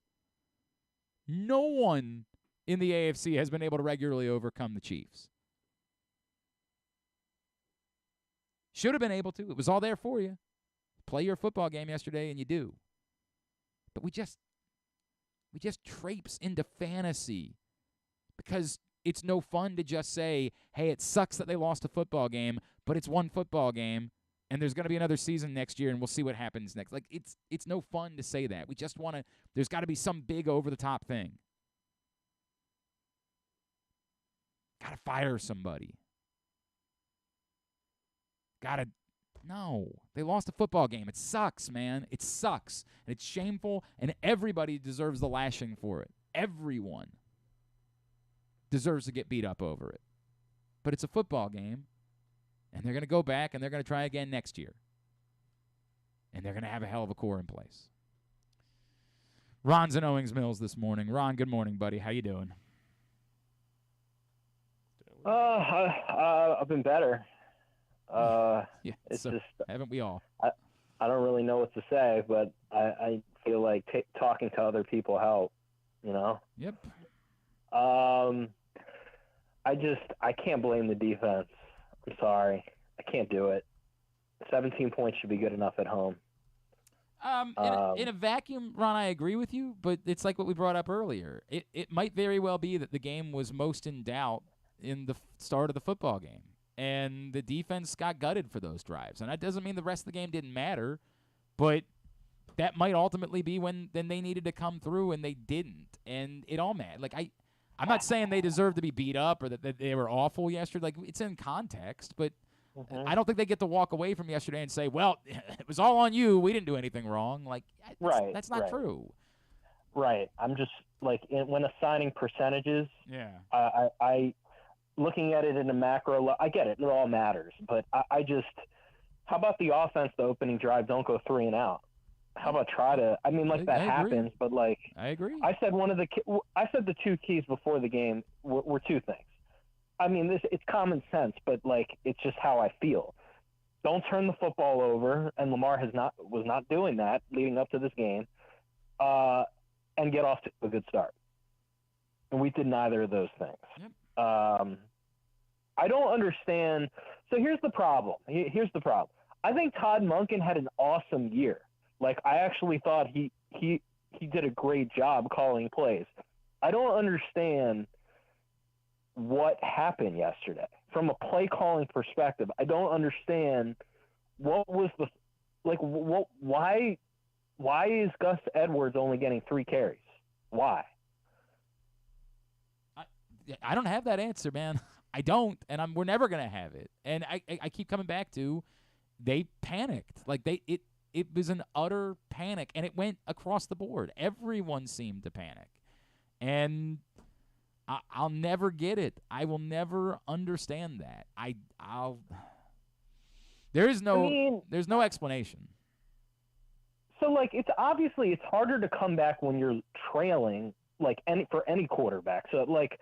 It's obviously harder when your offense is down. I just don't understand. Like, there's a difference between being down like 17-0, 14. Like, it's 7-0, Glenn. Correct. Yes. It's 7-0. Like that's nothing in the NFL. Like, even with everything that happened, let's even like with the flawed play calling, the flawed approach. Even with everything that happened, if Zay Flowers doesn't fumble that football, we're talking about a completely different game. Completely different. But what's unbelievable to me is, I don't know. I have to look at Gus Edwards' whole history this whole year. I would venture to say, I haven't looked at it, Glenn. I would think he got at least 10 carries per game the whole year. I could be wrong. I'll go back and try to pull it up. I don't understand the panicking thing. Like, it was Todd Monken just saying Patrick Mahomes is the greatest of all time. I'm going to completely change the script. We haven't, to be fair, they haven't been down a lot this year. Were they down in the Rams game? They were down, but they were never down by 2 scores in any game other than they were never down. Yeah, other than the Steelers game, which they didn't care about. Right. So to be fair, I don't think I've ever seen Todd Monken calling plays in that situation much this year, but I don't understand and it's also like another thing with Lamar. I didn't understand, why were we not doing the quick game? Like, I know some balls got batted down, but I thought they were trying to play home run ball, not use the middle of the field. Where was Isaiah Likely yesterday? Why not get the ball out of hand? Like, some of it was Lamar holding on the ball too long. Some of it was the offensive line. But I think the play calling was really bad yesterday. We agree, Ron. It was panicked. It was disappointing because I genuinely believe that the difference between this team and the 2019 team was that this team would, if they found themselves in these situations, would not panic. They had other paths to victory, and they would be able to handle themselves, and they didn't. They fell into this spot, and they panicked. This looked like a team. We've talked a lot about bully ball over the years. This looked like a team that the moment they weren't the bullies, they had no idea what they could possibly do. And that I'm flummoxed by. I'm flummoxed by them ending up in that spot. And everybody deserves. Everyone's got to wear it. All of the players have to wear it. Todd Monken's got to wear it. John Harbaugh has to wear it. Every single one of them has to wear it. I'll say that, like I even tweeted this. I don't blame John Harbaugh for this loss. I'm trying to be objective and fair. Very weird. Very weird from you. No, Glenn, I don't. I don't. Look, there's been times where I've blamed John Harbaugh for playoff losses because of certain things he did. He defers to his coordinators. The way John Harbaugh selects his staff, he's deferring to his coordinator. He's never going to step in and say, "Hey, Todd, we're not running the ball." I've accepted that, Glenn. I'm not blaming John Harbaugh for this loss. This was a players and to me, an offensive coordinator issue. The players didn't get it done. One thing is Mike McDonald definitely going to leave? Is he definitely going to leave, Glenn? It's not definite, but there are 2 teams that are waiting to hire a head coach, and only one of them can get Ben Johnson. So, we'll see. It doesn't. I don't feel good about it at the moment. At the moment, it feels like the odds would put that at less than 50-50 that he's back next year. But and I'll leave you with this because I appreciate the time and good coverage all year. It sucks. This was, to me, this. I'm not going to be one of these people, Glenn, that say Lamar Jackson's never going to get to this point. He's still got time, but you had a golden opportunity. I'm not going to revisit the whole thing. I just wanted to say one thing. I thought Lamar got better this year. And it wasn't even in the numbers. I thought he did a lot of really good things. He was the MVP of the league. I hated for him because, Glenn, the whole offseason, whether it's fair or not, you know what the talk's going to be. He didn't play well, but I just thought the philosophy on offense was completely broken. That's all I got. I got nothing else, and I appreciate you taking my call. Appreciate you, pal. Appreciate it.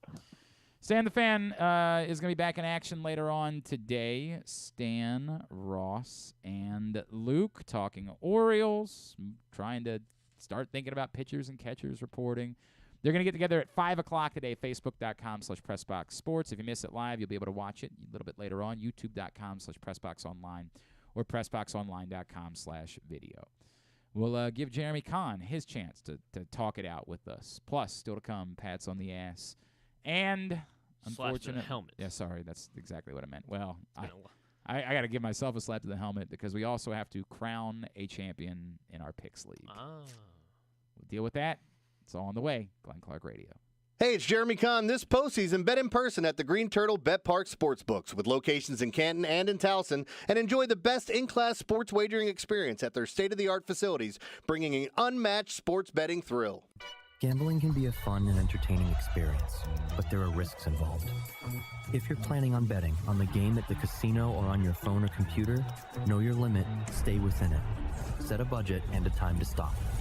Remember, gambling isn't a financial solution, and it doesn't mix well with alcohol or drugs. Know the risks and have a plan before you begin gambling.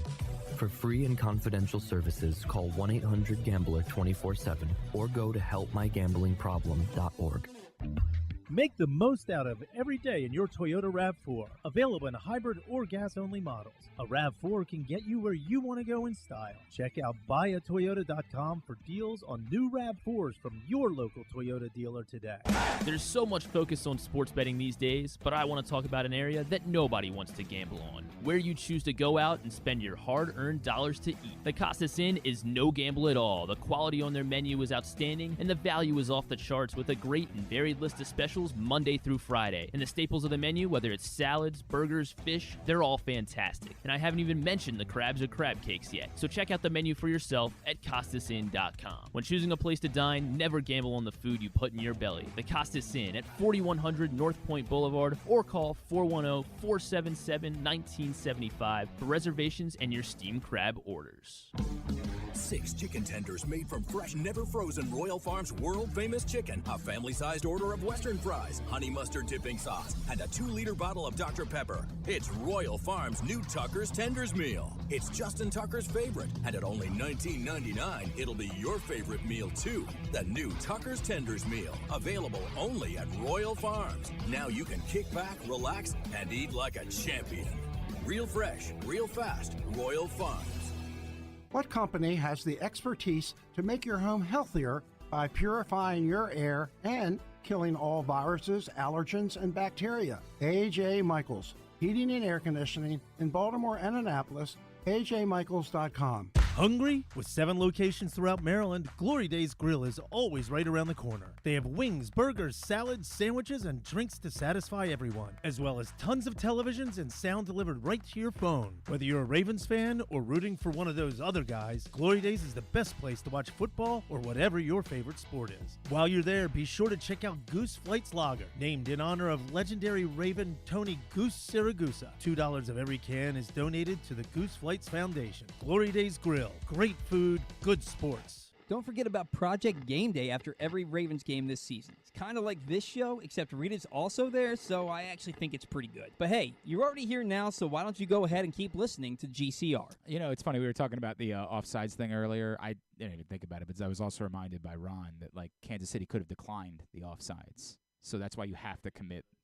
You actually have to have Roquan Smith commit. So even if, like, they had tried something else and Kansas City declines it, then you got to tell them you got to do something that can't be declined. You got to go out and get a personal foul instead. So, good point. I hadn't even thought about it from that standpoint. I don't even know if that was in the calculus or if they were just don't try to make it seem like it was obvious so Kansas City doesn't decline it. Right. Like, make it look like you really were jumping off sides. I've talked about this a million times before. Like, there is so much that goes into decisions like that. Like, we want you to think that we're doing something. We don't want you to think that this is what. It was the right thing to do in that spot. It was. It was 1,000% the correct thing to do in that spot. But one of the few times where the Ravens did the right thing to do in that spot yesterday. Well, defensively, I mean, in the second half. Yeah, in the second half, correct. In the second half, defensively, they did a lot of good things. All right, we continue along on a miserable Monday edition of the program. Joining us now, as he does every Monday, and we're not going to talk about it, but this man nearly involuntary manslaughtered my wife on Friday night. That's a thing that happened. He is our buddy Jeremy Conn, Big Bad Morning Show 105.7 The Fan, ConcreteLocks.com, and ambassador for the Green Turtle. What's going on, brother? How are you?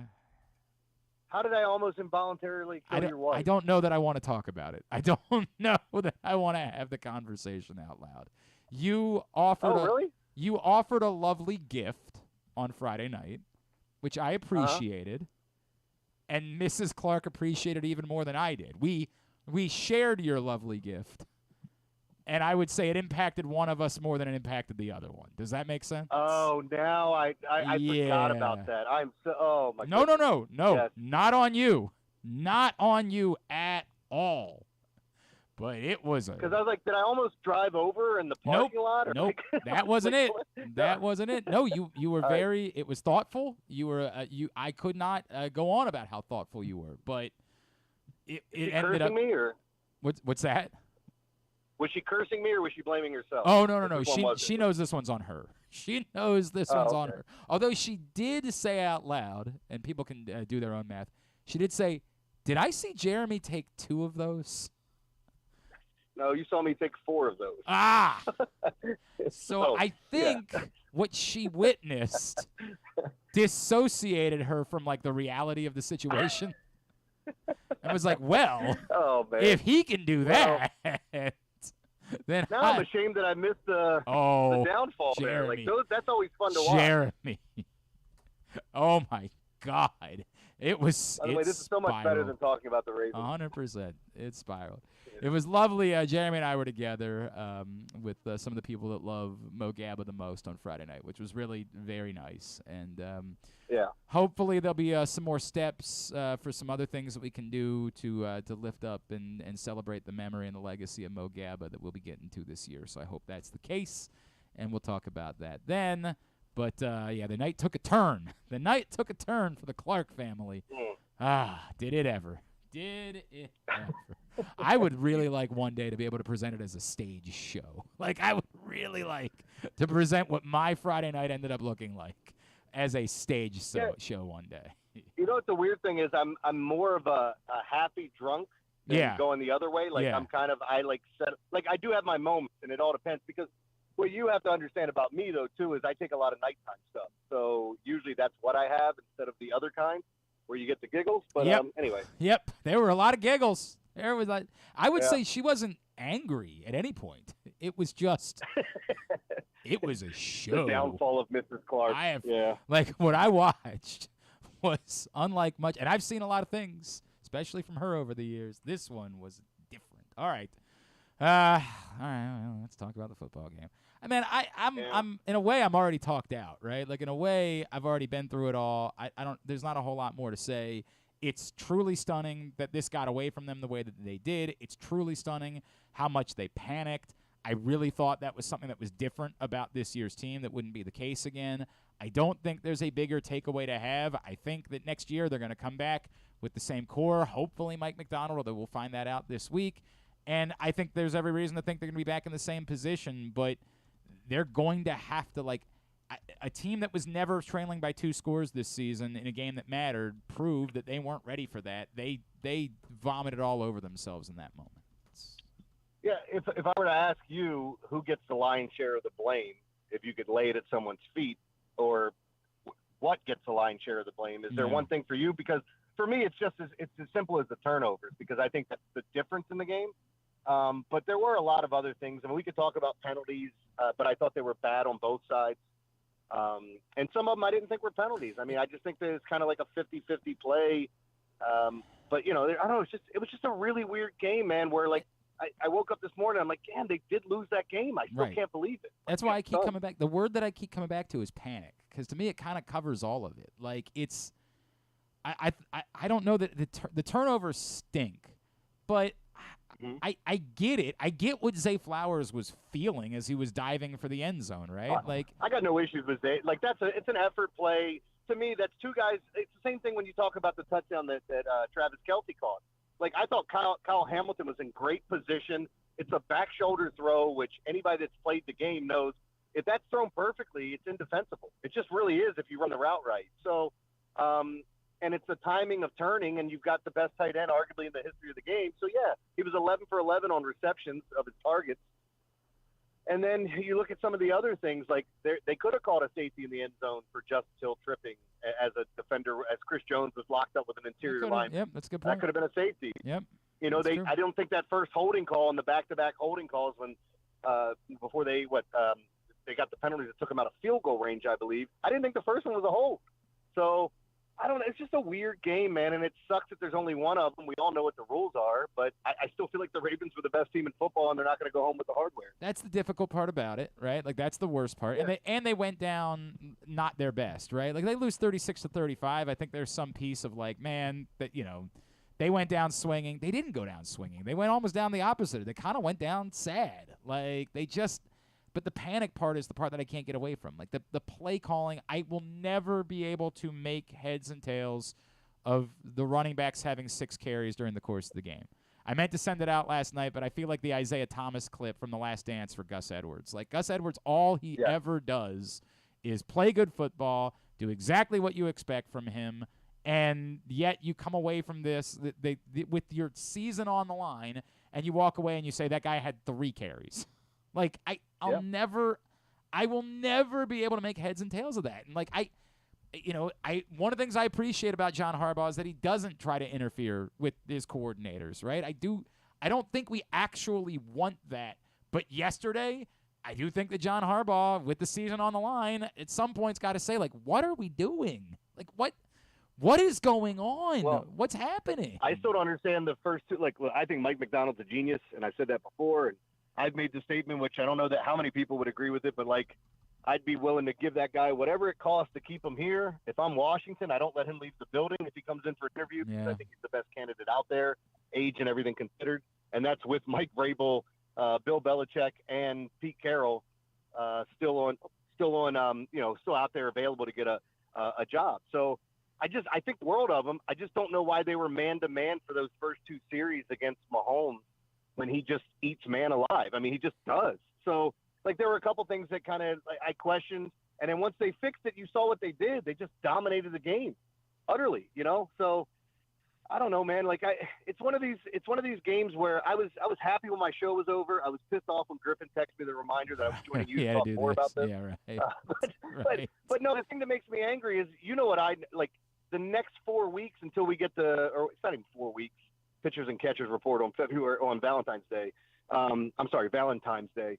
And like, when you look at it, we're going to have it's going to be the same shows every day. And I know some people love this, but I hate answering the same questions over and over again. Everybody has their difference of opinion on what happened. If you want to fire John Harbaugh, yell into the void, right? Like, and I'm not even like, John Harbaugh to me deserves some blame for what happened yesterday. But this thing that we just, it's so boring. It's so boring that this is what a team loses a game and you got to fire somebody. Like, it's just it's got to be somebody's fault. That's why I asked who deserves the lion's share of the blame, because ultimately I feel like you could line up about 15 different people, maybe even more than that, and say, yeah, it's your fault. And by the way, I didn't even get to the refs because I'm not blaming the refs for this game at all. Right. I think there were bad calls, but again, that's not the sole reason. You shot yourself in the foot many, many times. Yeah, it's what it is. God, I'm in such a weird place with it too, because I don't like trying to get everybody to say, hey, they'll be right back next year, because I don't know that, right? But like, the reality for me is I am less panicked about it. It doesn't feel like this was now or never for this team. It did feel like it all lined up as good as maybe it ever had. To me, the comparison was 2011. Ironically, both this year and in 2011, they didn't win the Super Bowl. And those are the 2 years where I felt everything lined up for this team the most. But in my heart of hearts, I think the majority of the nucleus is going to be back next year. To your point, we'll see about Mike Macdonald. I do feel strongly about Mike Macdonald. I don't think, like, right now I feel less than 50 that he's back. I don't know. I don't think there's nothing about this team, this core, that says to me, well, they're in trouble moving forward, or there's any reason why they won't be one of the best teams in the AFC and kind of right back in the mix a year from now.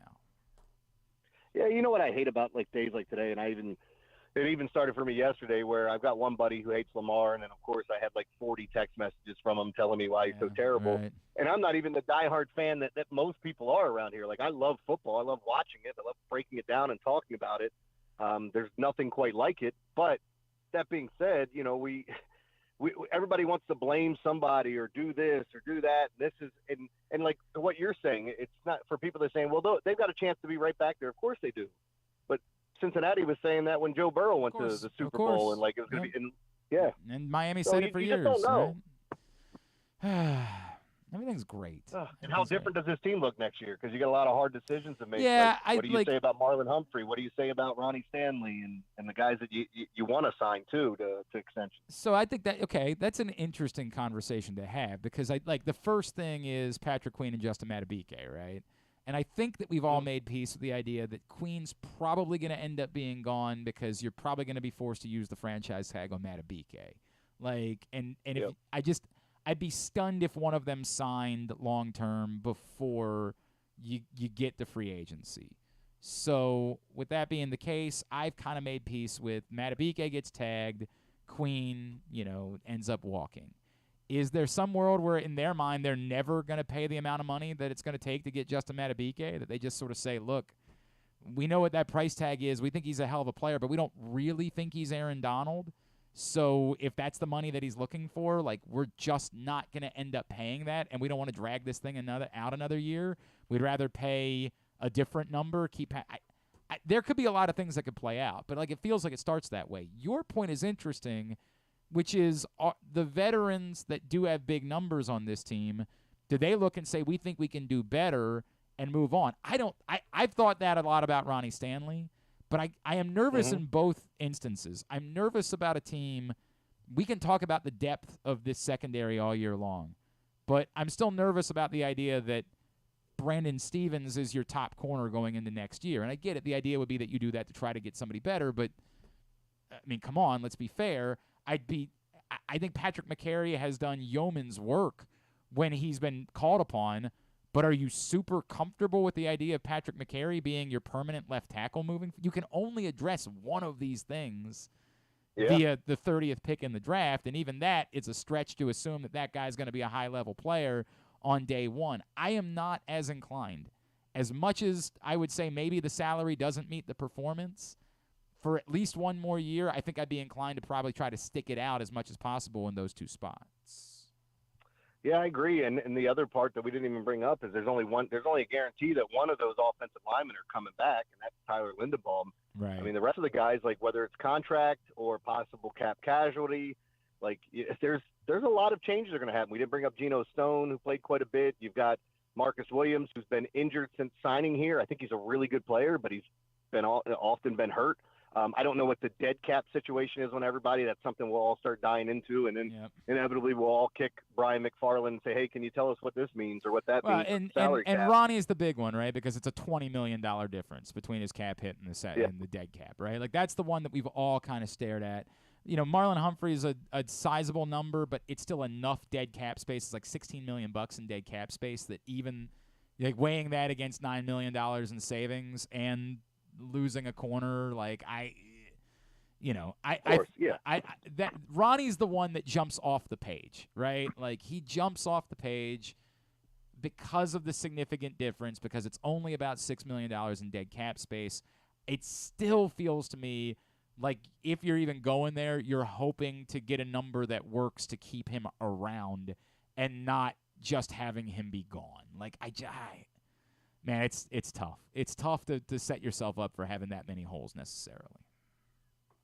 That's why, I think that being a GM in the NFL is one of the toughest jobs because, if we sit here and talk about other sports and not having as many different positions and all the players that you have, like you got to go through all this. Like I don't know how many rosters are this big in other sports, but also like all the different positions and I didn't realize our punter's up. We got to are we paying him? We find a new one. And I'm not saying that's the case with the Ravens, but like it's a lot of work, man. And we'll see what they lose in the offseason if Ortiz or anybody, like if there's any movement with front office people, any movement with coaches, which is possible.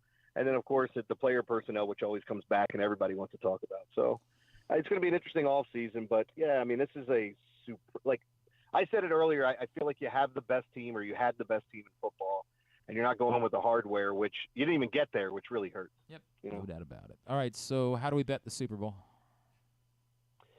Yeah, it's going to be tough, man, because, like, I'm looking at the numbers. Like, I heard it came in at 3 and was quickly bet down to 1. I've seen conflicting numbers in different locations. I wonder what it settles on. I'm doing a Gambling 101 at the Canton Green Turtle on Thursday if anybody wants to come out. It's for the big game. So we'll be talking about props and cross sport props and what to look at, what you should bet, and basic stuff too. The juice is like raised on those games. So we'll talk a lot about that on Thursday at the Canton Green Turtle. And then you get a free $10 bet if you come down. But like all those things included, the Super Bowl is a really difficult thing to try to bet on because people inherently always want to go with overs and want to bet over totals and bet all the props, but the props are juiced up. And then you have your 50-50 stuff. Like people love betting heads or tails, the color of the Gatorade that gets dumped on them. So, I mean, all that stuff's fun. But you can literally do that on every game now, except for the Gatorade stuff. Yeah, that's I think I bet the Gatorade one year. I was just like, why not? And then I realized, what am I doing? What am I doing? Like what? Yeah, I got inside information on the Gatorade one year. Did you really? Yeah, it was wrong. So it wasn't orange. As I was told it was going to be. That's funny. Anyway. That's funny. Yeah. All right, buddy. Well, I love you, despite the fact that you almost killed my wife on Friday night. Despite that, I love you, and we will we'll have plenty of things to talk about. We'll talk about all the big moves the Orioles made this offseason next week. We can do that, huh? That'll be that'll be fun. What's the rest of the schedule like for you? I know you mentioned Thursday. Anything else that we can plug for you that you're doing with the Green Turtle? Not right now. I mean, I'll be out at, I think, Canton for the big game. And then I think I'll be doing some Pro Bowl stuff this weekend for the festivities. Watching some of the just out and about, and if you can bet on it, I'm going to see if they're going to put some Pro Bowl lines up. I might actually bet on some of this stuff. You have a problem, sir. You have a problem. All right. It's not a problem if you're winning. Right now it is a problem though, because yesterday I took a bath. Well, but what's new? At least, I was gonna say, at least you don't also have to learn Irish dance. Like, at least you don't also have to do that. No, that's still happening. But you know what's fun? Like, college basketball's been phenomenal for me. Yeah. The NBA's been okay. This NFL season was clearly not my NFL year. It wasn't like all bad, but man, was I on the wrong side of some games. By the way, how good was the Lakers-Warriors game on Saturday night? Like, I know that like no NBA regular season games ever stand out, but like, god damn, man, for like a lot of people that probably hadn't been watching the NBA much, that just said, well, I'll go ahead and take a look because it was the first weekend there was no football on Saturday.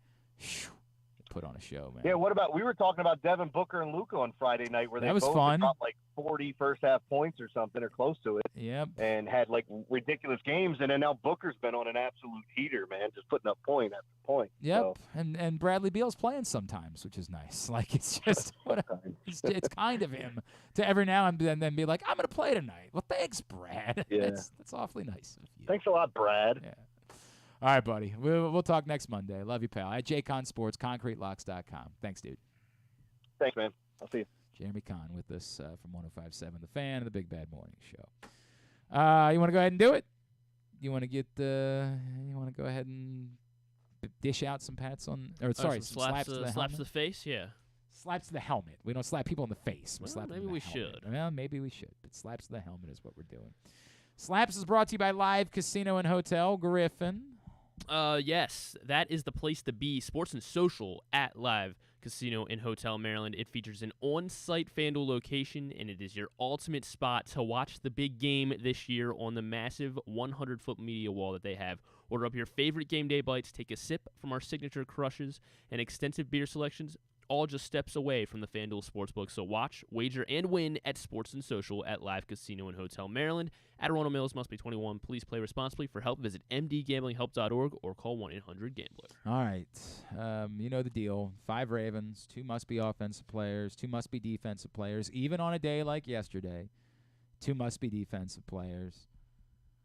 5th can be whoever you want, another offensive player, another defensive player, a special teams player, or a coach.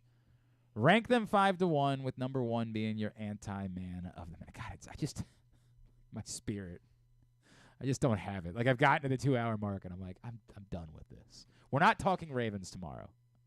Oh, thank goodness. We're doing the lacrosse show tomorrow. We're going to have plenty of time to get back into the Ravens. I told you guys this is the way it was going to go last week. We were hoping that we're going to do 2 shows tomorrow. We would have been happy to do it. Not doing well. Technically, we're both still doing 2 shows tomorrow because we're both doing a radio show tomorrow night. So we are still doing 2 shows tomorrow. If tomorrow you're mad that I'm not talking Ravens, you can go tune in 105.7 The Fan tomorrow night and hear it there. But tomorrow during these hours, we're going to do the lacrosse preview show because, again, the difference about what we do is that we cover Baltimore sports. Like we do. Not just the thing that's the shiniest, object at the moment. We covered Baltimore sports. So if it's not for you, I always say this, I understand. I hope you'll join us on Wednesday. Tomorrow night on 105.7 The Fan. But tomorrow morning, we're doing the lacrosse show. And to me, it times out perfectly. I don't need any more. I don't need to rehash the AFC Championship game. By Wednesday, maybe I'm ready to start dealing with, let's talk about Ronnie Stanley. By Wednesday, maybe I'm ready to have those conversations. But not today. I'll pass on that today. Tomorrow. I really struggled with number 5. I think a lot of people struggle with the second defensive player on the list. Some people struggle with any of the defensive players they put on the list. I considered a few different people. I thought Brandon Stevens struggled a little bit early on. Everyone struggled with Kelsey, so that was... Yeah, right. I thought that, a couple people brought up the penalty that Jadeveon Clowney took later in the game and put him on the list because of it. He is on my list. By the way, he's my number 5, but Mine it's as not well. really because of the penalty. It's because early in the game, he was going inside and leaving outside available for Patrick Mahomes. He wasn't keeping contain the way that they needed if he wasn't going to be getting the pressure. He did come up with a big sack right after the penalty, which is the ironic part, right? Like, after the penalty, he comes up with a huge sack, and, it was one of the bigger plays. And, ultimately the Ravens didn't allow any points there and got the ball back. And even if they were backed up at their 1-yard line, they put a lovely drive together that just ended, sadly. But I just think they need a little more from him. And in particular, they needed him to keep contain early. And that was an issue for me. So he was my number 5. And for being one of the the veteran guys on the defense, that's why the roughing the passer, that knocked him down a lot for me, just because that's a play that I feel like we just can't have that. We can't be making those kind of mistakes, especially late in the game. Even though I guess in the end it didn't necessarily cost them all that much. And I was struggling for defensive guys to find. So Jadeveon Clowney. I would listen. I probably put Arthur Millette on the list. Like, I don't know if that's just because he gave up the pass at the end of the game. Like, he was the one in coverage. It's a lot to ask in a one-on-one spot. He had a holding on what was it, the first or second drive? Yeah, but I think he was great. Right. I didn't, but whatever. It was a tough day. Kyle Van Noy is my number 4. You can say anything you want to say about Travis Kelce instigated. You can say everything you want to say. But you can't come in with Kyle Van Noy has been in this league for far too long. Once all of that starts, now you're under a microscope. Everybody's staring at you. The moment that scuffle starts, the officials are staring at you. And if you come up and bang your helmet into somebody, you're going to get called for a penalty 100 times out of 100. And this who started it stuff is that's for my 8-year-old. I get it. Travis Kelce was an instigator yesterday. In a way, brilliantly got under the skin of Ravens players and got them to do stupid things. And you can be mad about it. I get it. You can like Travis Kelce less. That's fine. But it doesn't absolve Kyle Van Noy, man. In this league way too long to be taking a penalty like that. Yeah, and that ultimately led to points. Yeah, and that's exactly why he's my number 4 as well. I mean, he's the vet going in. Clowney a veteran as well. Like he's a guy that's played in these games, in these conference championship games, and so for him to get called for those kind of penalties, whether Travis Kelce should have been headbutted 10 more times later in the game, you can't do it right in front of the ref and cost them points on that drive. Yep, so that's the reality. All right. I think, it's really interesting because I've seen a few people today completely leave Zay Flowers off the list. And I get it, right? Like, I understand the argument. I'm going to go ahead and give away that the order for this to me is Lamar 3, Zay 2. And if your order is Lamar 2, Zay 3, I'll understand that. I would probably even understand if you had one of them at number 1.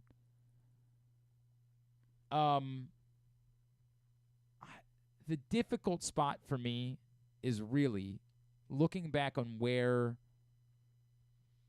by the time the interception was thrown, it really did kind of require trying to make plays. Like the time was no longer on their side. The Zay stuff happened at the beginning of the fourth quarter. The game could completely flip if they just score a touchdown there. All of a sudden, all of the momentum swings your way. The defense has been dominant. There's pressure on the Chiefs. Everything feels different. Neither one of them are. Nothing that happened there is okay. Lamar's 3, Zay's 2. If you want to say it's the other way around, fine. But to me, the order was built around the time when the critical error occurred. And the critical error takes nothing away from the play that Jerry Sneed made. But this is kind of a known thing. You don't extend the ball out at the goal line. You're asking for that. You're asking for it. And it wasn't necessary. I mean, it just wasn't. If it's 4th down, yeah. Even if really you could argue if it's 3rd down, like he already had a 1st down in his pocket on that play. Go try to bang your way into the end zone, take on contact, and if you get there, you get there. But what you don't do is stretch out the ball. I can't. I agree he was great yesterday for the most part. For the most part, he was great. But, I mean, I can't ignore it either. I can't ignore how critical those errors proved to be with that much time left in the game and in the best chance that was the best moment the Ravens had to flip the script on that game. So Zay gets a spot higher than Lamar for me. And it doesn't mean that I'm down on Zay as a whole. I think Zay's a hell of a football player. I think it's pretty clear he's the best receiver the Ravens have ever drafted and developed. I get it's a very low bar still. But in looking at the game, that was the moment. That was the moment where, for as bad as everything was, for as awful as it had gone, it all could change right then. And the combination of those two things were just, it's almost too much.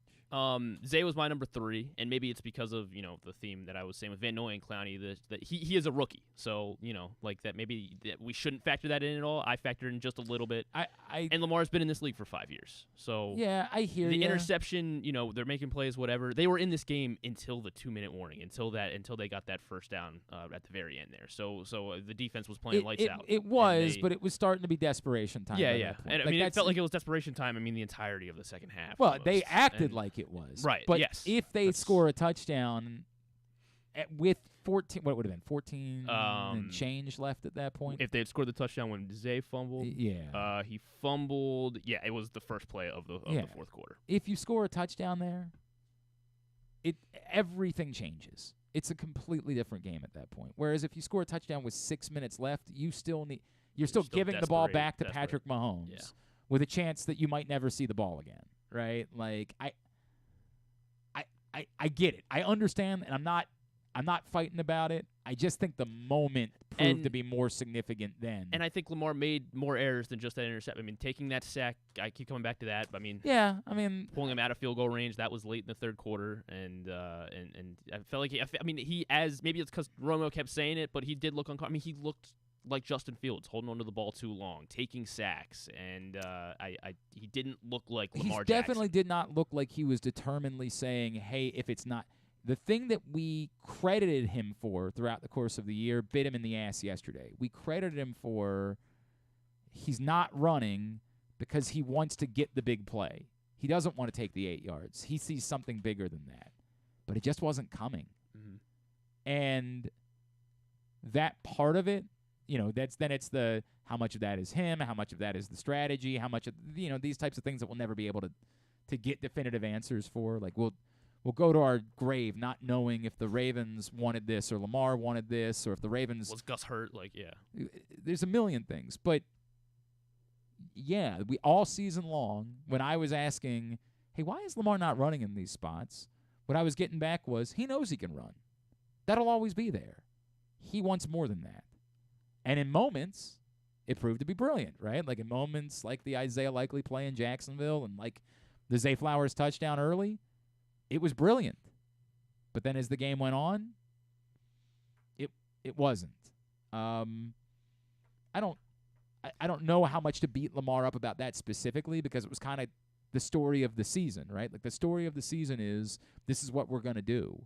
And it might be the thing, like, how do you find the happy medium between those two things? It felt like they had in the Texans game. It felt like they had found more of a happy medium between Lamar holding on to the ball for forever and choosing when to take off. That might be something that, the Ravens and Lamar with a full off season together and him show that they find a happier medium between those two things moving forward. I don't know how much we want it to go one way or the other, but yeah, that was definitely a thing that we all saw yesterday, where there were more yards to be had on the ground than Lamar Jackson had interest in taking them.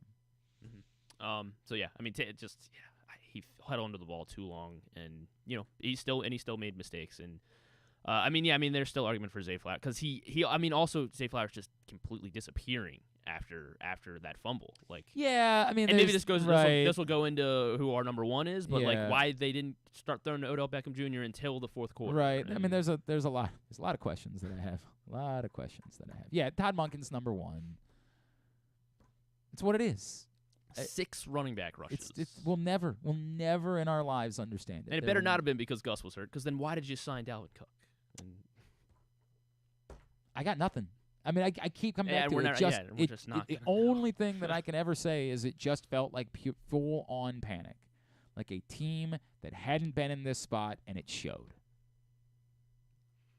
That our belief that they'd be in, it felt like a team that had no idea what to do when the first thing didn't go their way. And no one ever regrouped. No one ever collected themselves. And, again, hindsight being what it is, maybe if they got the ball to start the second half, they would have gotten together and said, okay, come out. We're establishing the run. 10 straight running. Let's get this right. Whatever happened, but it's not going to get away from us like this. You would say they probably had the same chance to do it, and right, in fairness, when they got the ball, the first play they called was a run play that only went for 1 yard. But then they went to a reverse. And I just never. I don't know what they saw in the reverses. I'll never understand. They don't need to get cute. Right. You're good at running the football. You don't need to deceive anyone to be able to run the football.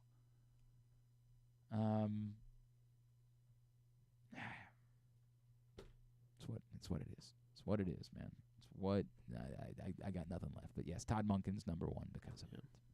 We'll get it up at GlennClarkRadio.com momentarily. Picks Recap is brought to you by your local Toyota dealer and buyatoyota.com. The Toyota Tacoma comes in a range of models and trim lines, so you can choose the perfect Tacoma to reflect your unique personality and driving habits. Check out buyatoyota.com for deals on new Tacomas from your local Toyota dealer today. We have a champion. He's pulled off the double-double. One of the you think this month has been impressive from the Chiefs. This will go down as one of the greatest stretches of all time for our friend John in Little Rock, John Keller, who was one game up coming into the weekend, and we picked one game differently. It was the Ravens game. So I hope you feel good about yourself, Keller. Hope you sleep well at night. I got to make sure I have everybody's. I think there was one that I had an issue with, so I still got to. I'll get you your money, if not today, tomorrow. You'll have it. That's what it was. John, Nick Kelly, Ryan Shell, Jeremy Conn, Kyle Ottenheimer were all on the Chiefs. Only KZ and Jeremy were on the 49ers, who did win but did not cover. I still can't believe that they ran that ball. Yeah. You can say anything you want about the fourth down thing. The best argument that I saw from people was that Badgley's just not good. Or have the field goal team ready to sprint out there so that you a quick field goal, so that you can't use your timeout. Yeah, but that's the moment you use your timeout, you're taking away any other path to victory. Now it's all coming down to a 2% at best chance. You can't take your third timeout. You can't do it. You are absolutely better off having 20 seconds run off the clock. The time that they ended up killing with a knee. You are much better off having 20 seconds run off the clock. You can't run the ball. It stinks. You can't run the ball. It's hilarious because on fourth down you could have run the ball, but they didn't do it on fourth down, right? Because they didn't think it was their best play. They just thought that maybe they might catch the 49ers napping, not expecting them to run the ball. So bad, man. That stings. Now, look, it's not the only bad thing. Clearly, vomiting all over themselves after having a 17-point lead. That's the bad part. But that's coaching. I can't even come up with a word for the timeout. For using the timeout. It's you can't be it. You should have your license revoked. It's the thing that you've got to know you can't do. If there's 30 seconds on the clock, but you have all 3 timeouts, you can get the ball back and still have a prayer. You're still clearly going to try to kick the onside kick because you're that deep into the clock that you got to build yourself 2 chances. But you at least have a hope.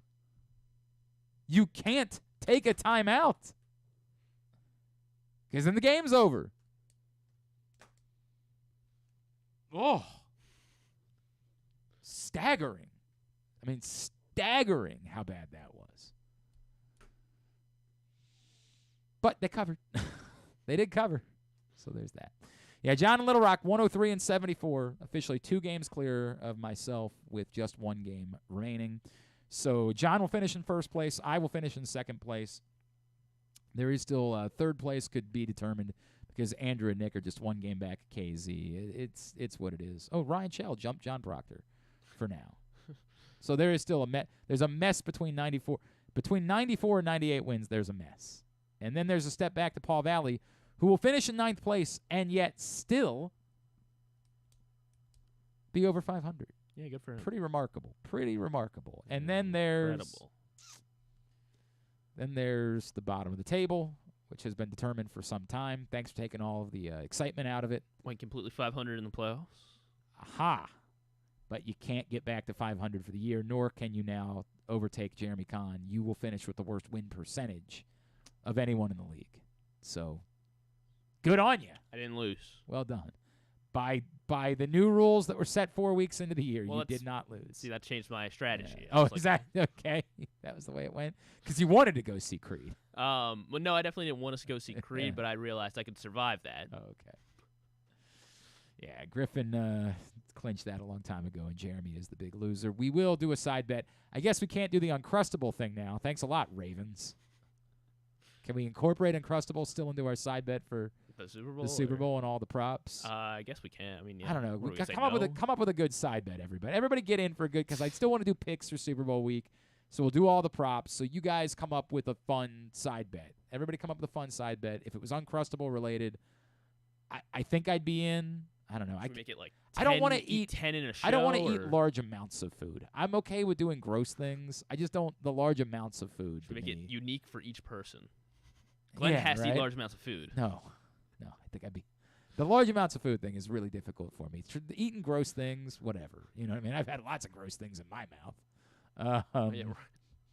But the large amounts of food, that's tougher and tougher for your boy to do. Like, it just has a serious.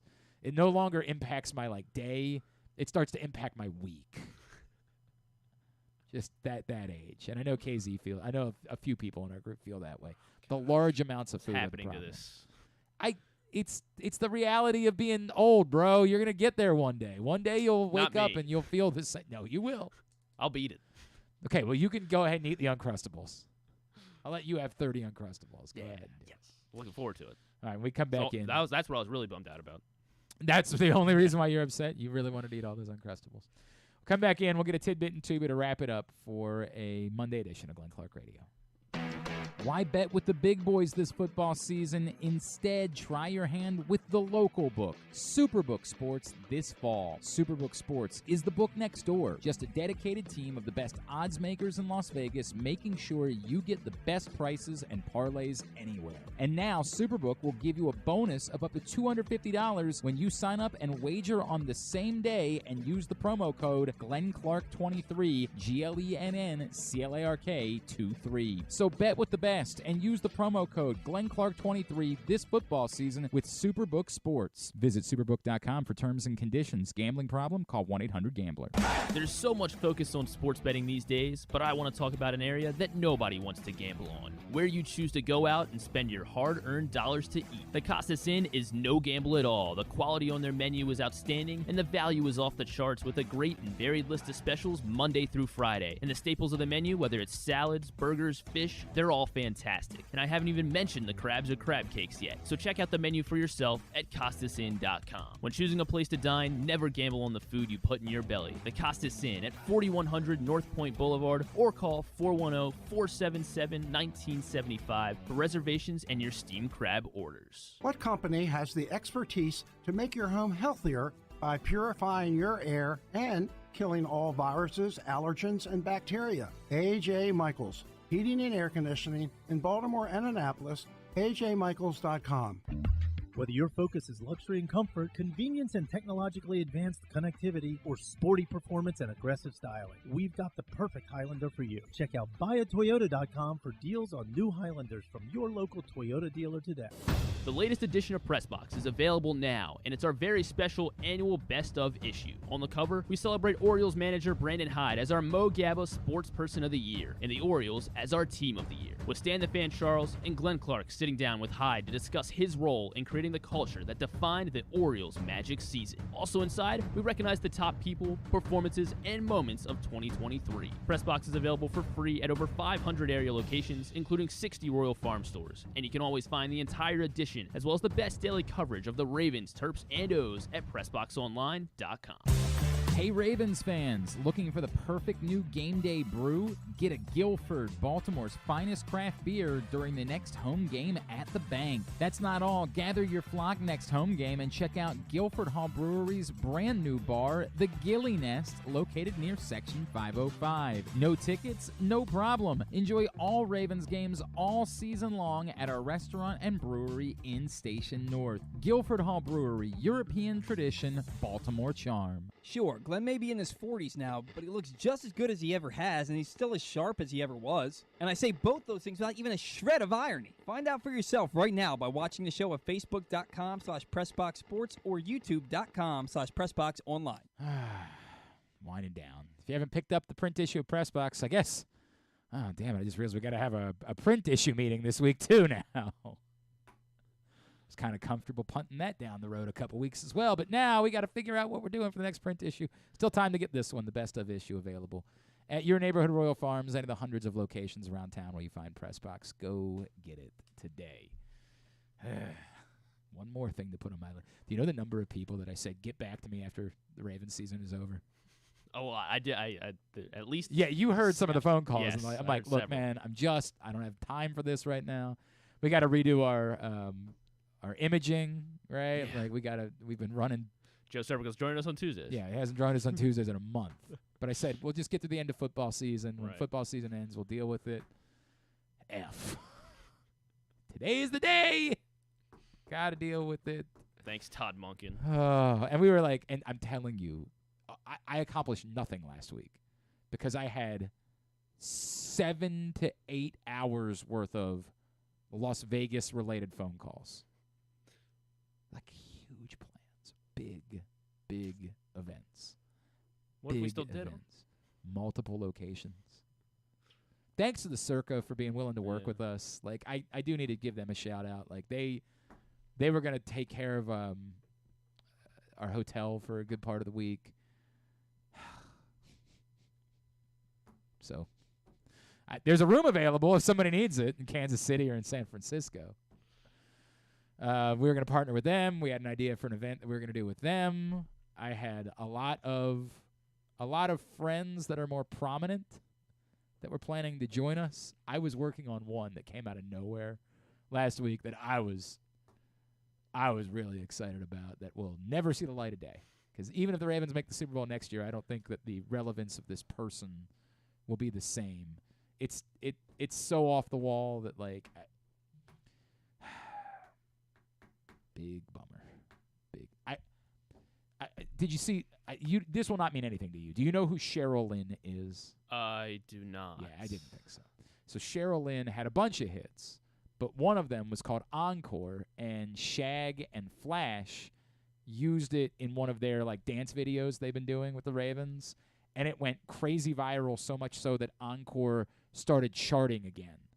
Like Cheryl Lynn, years removed from ever having a hit, showed up again on the Billboard charts recently because of the popularity of this video, and other Ravens fans started making their own videos. And I was in touch with Cheryl Lynn's people about doing something in Vegas. Another one, that one won't happen. But there was another one that we were working on that we were hoping maybe we could just punt till next year in New Orleans. And don't tell any of my friends at the Circa this. I like New Orleans a lot more than I like Las Vegas. It would have been. It would have been. It's not even comparable. Like the Radio Row on the Strip would have been. Oh, we weren't going to do Radio Row. Well, yeah, well, I know, but like, we weren't just Radio the atmosphere of people. In New Orleans, we might do Radio Row if they make it. Maybe we'll see. I'm not a Radio Row person anymore. Like, I'm just tapped out on it. But there was another opportunity for doing the Vegas Super Bowl that I thought was cool, and I was like, yeah, we'll do that. And I was getting in touch with some of those people that were involved. There's going to be like a second Radio Row in Vegas. That's because of how big Vegas. Where like Dan Le Batard and his crew are going to broadcast from, and like we were going to go hang out with them over there. And like that was going to just what it is. Let's be watching the Le Batard show next week and being like, wow. No, I didn't care about that. I'm not like I know I would like that show. Everybody's told me. Well, that, no, like, I mean, we're just seeing where they are. And oh no, but I was like, I know who's in their circle. Like I know who their friends are, so I'd already start like reaching out to some of those folks. Like, hey, if you come over to the Le Batard show, you know, would you be able to sit in with us? And it's like some of our friends that were. It's just what it is. Just what it is. And now I got to return a lot of phone calls this week.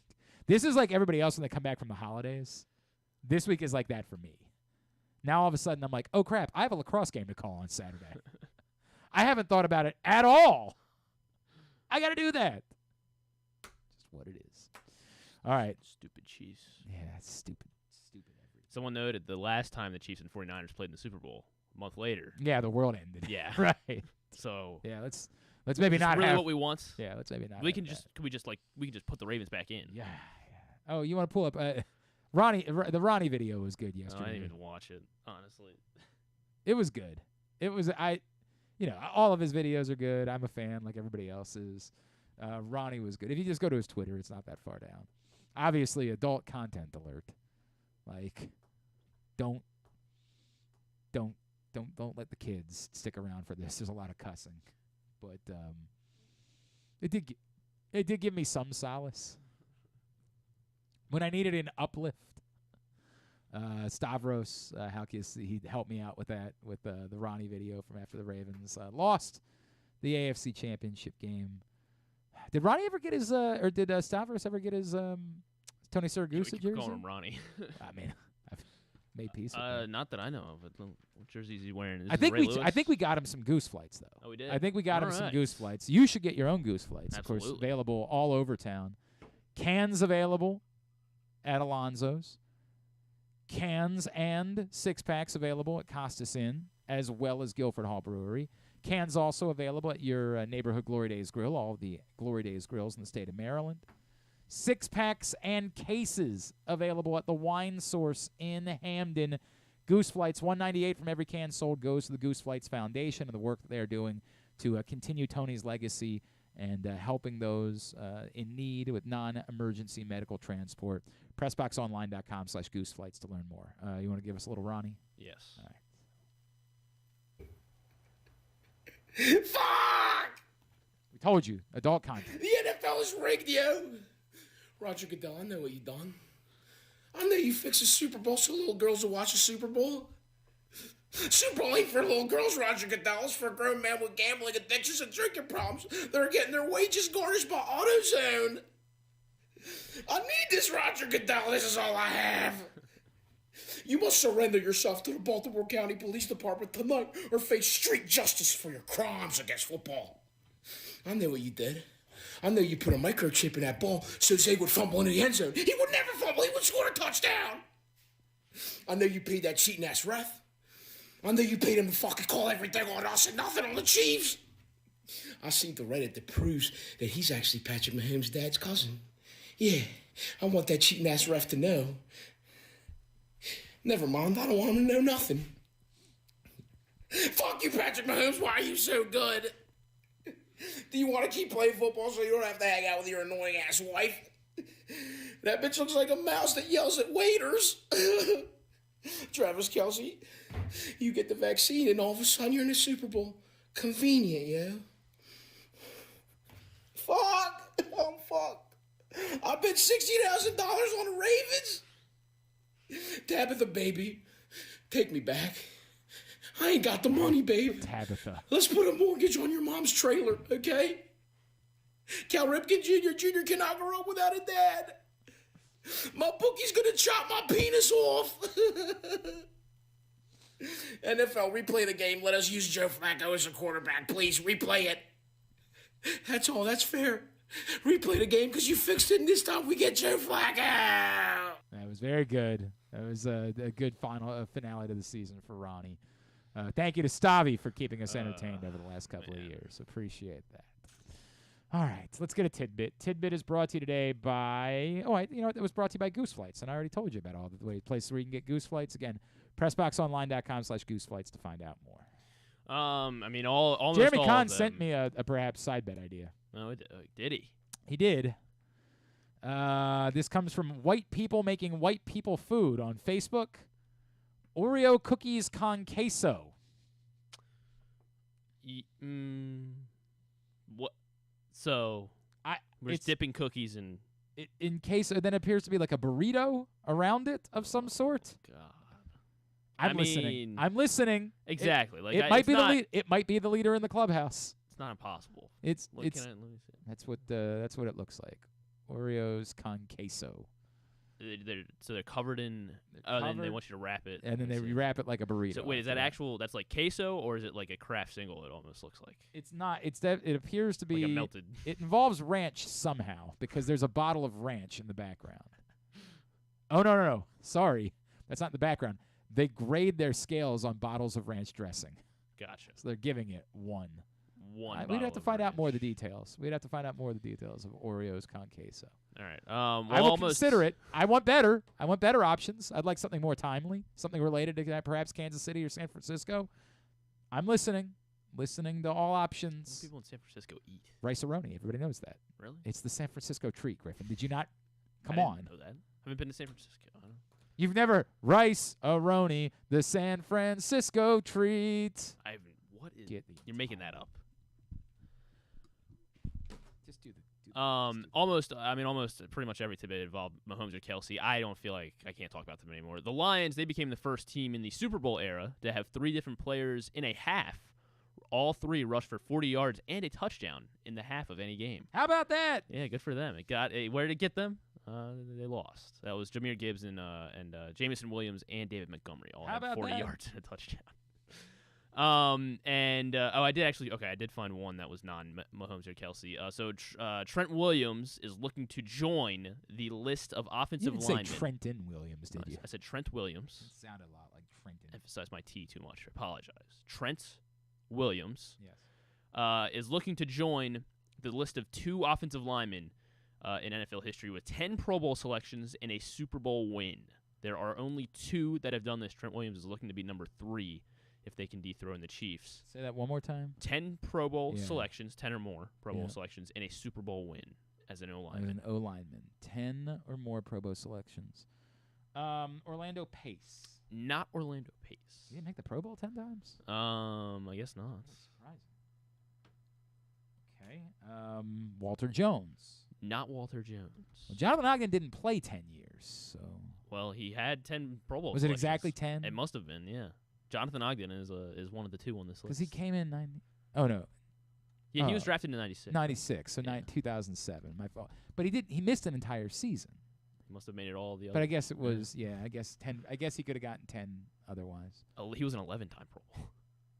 97. Oh, you know what I'm doing? Because then he played, so he would have played 12 seasons.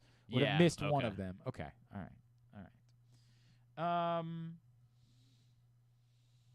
How many did you say they were? There's only one other O-lineman that has done this. 10-time Pro Bowl selection.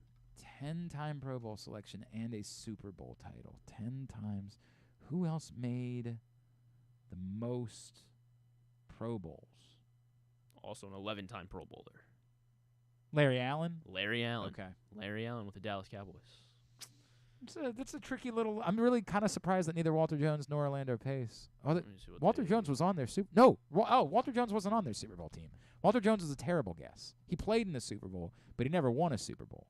Yeah, he was retired by the time they won a Super Bowl. He was also only a 9-time Pro Bowler. That bum. How many Pro Bowls did Orlando Pace make? Because he definitely won a Super Bowl. Orlando. He was definitely on the Rams team. Pace. Let's see here. Bear with me.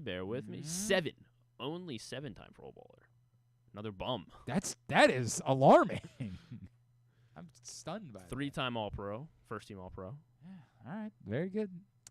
Very good. Tubular is brought to you by Superbook. It's time to start betting some college hoops, ladies and gentlemen. He was a Big Ten Freshman of the Year as an O-lineman. Orlando Pace? Yeah. He was dude, he was 94. A monster. He was a complete and utter game changer.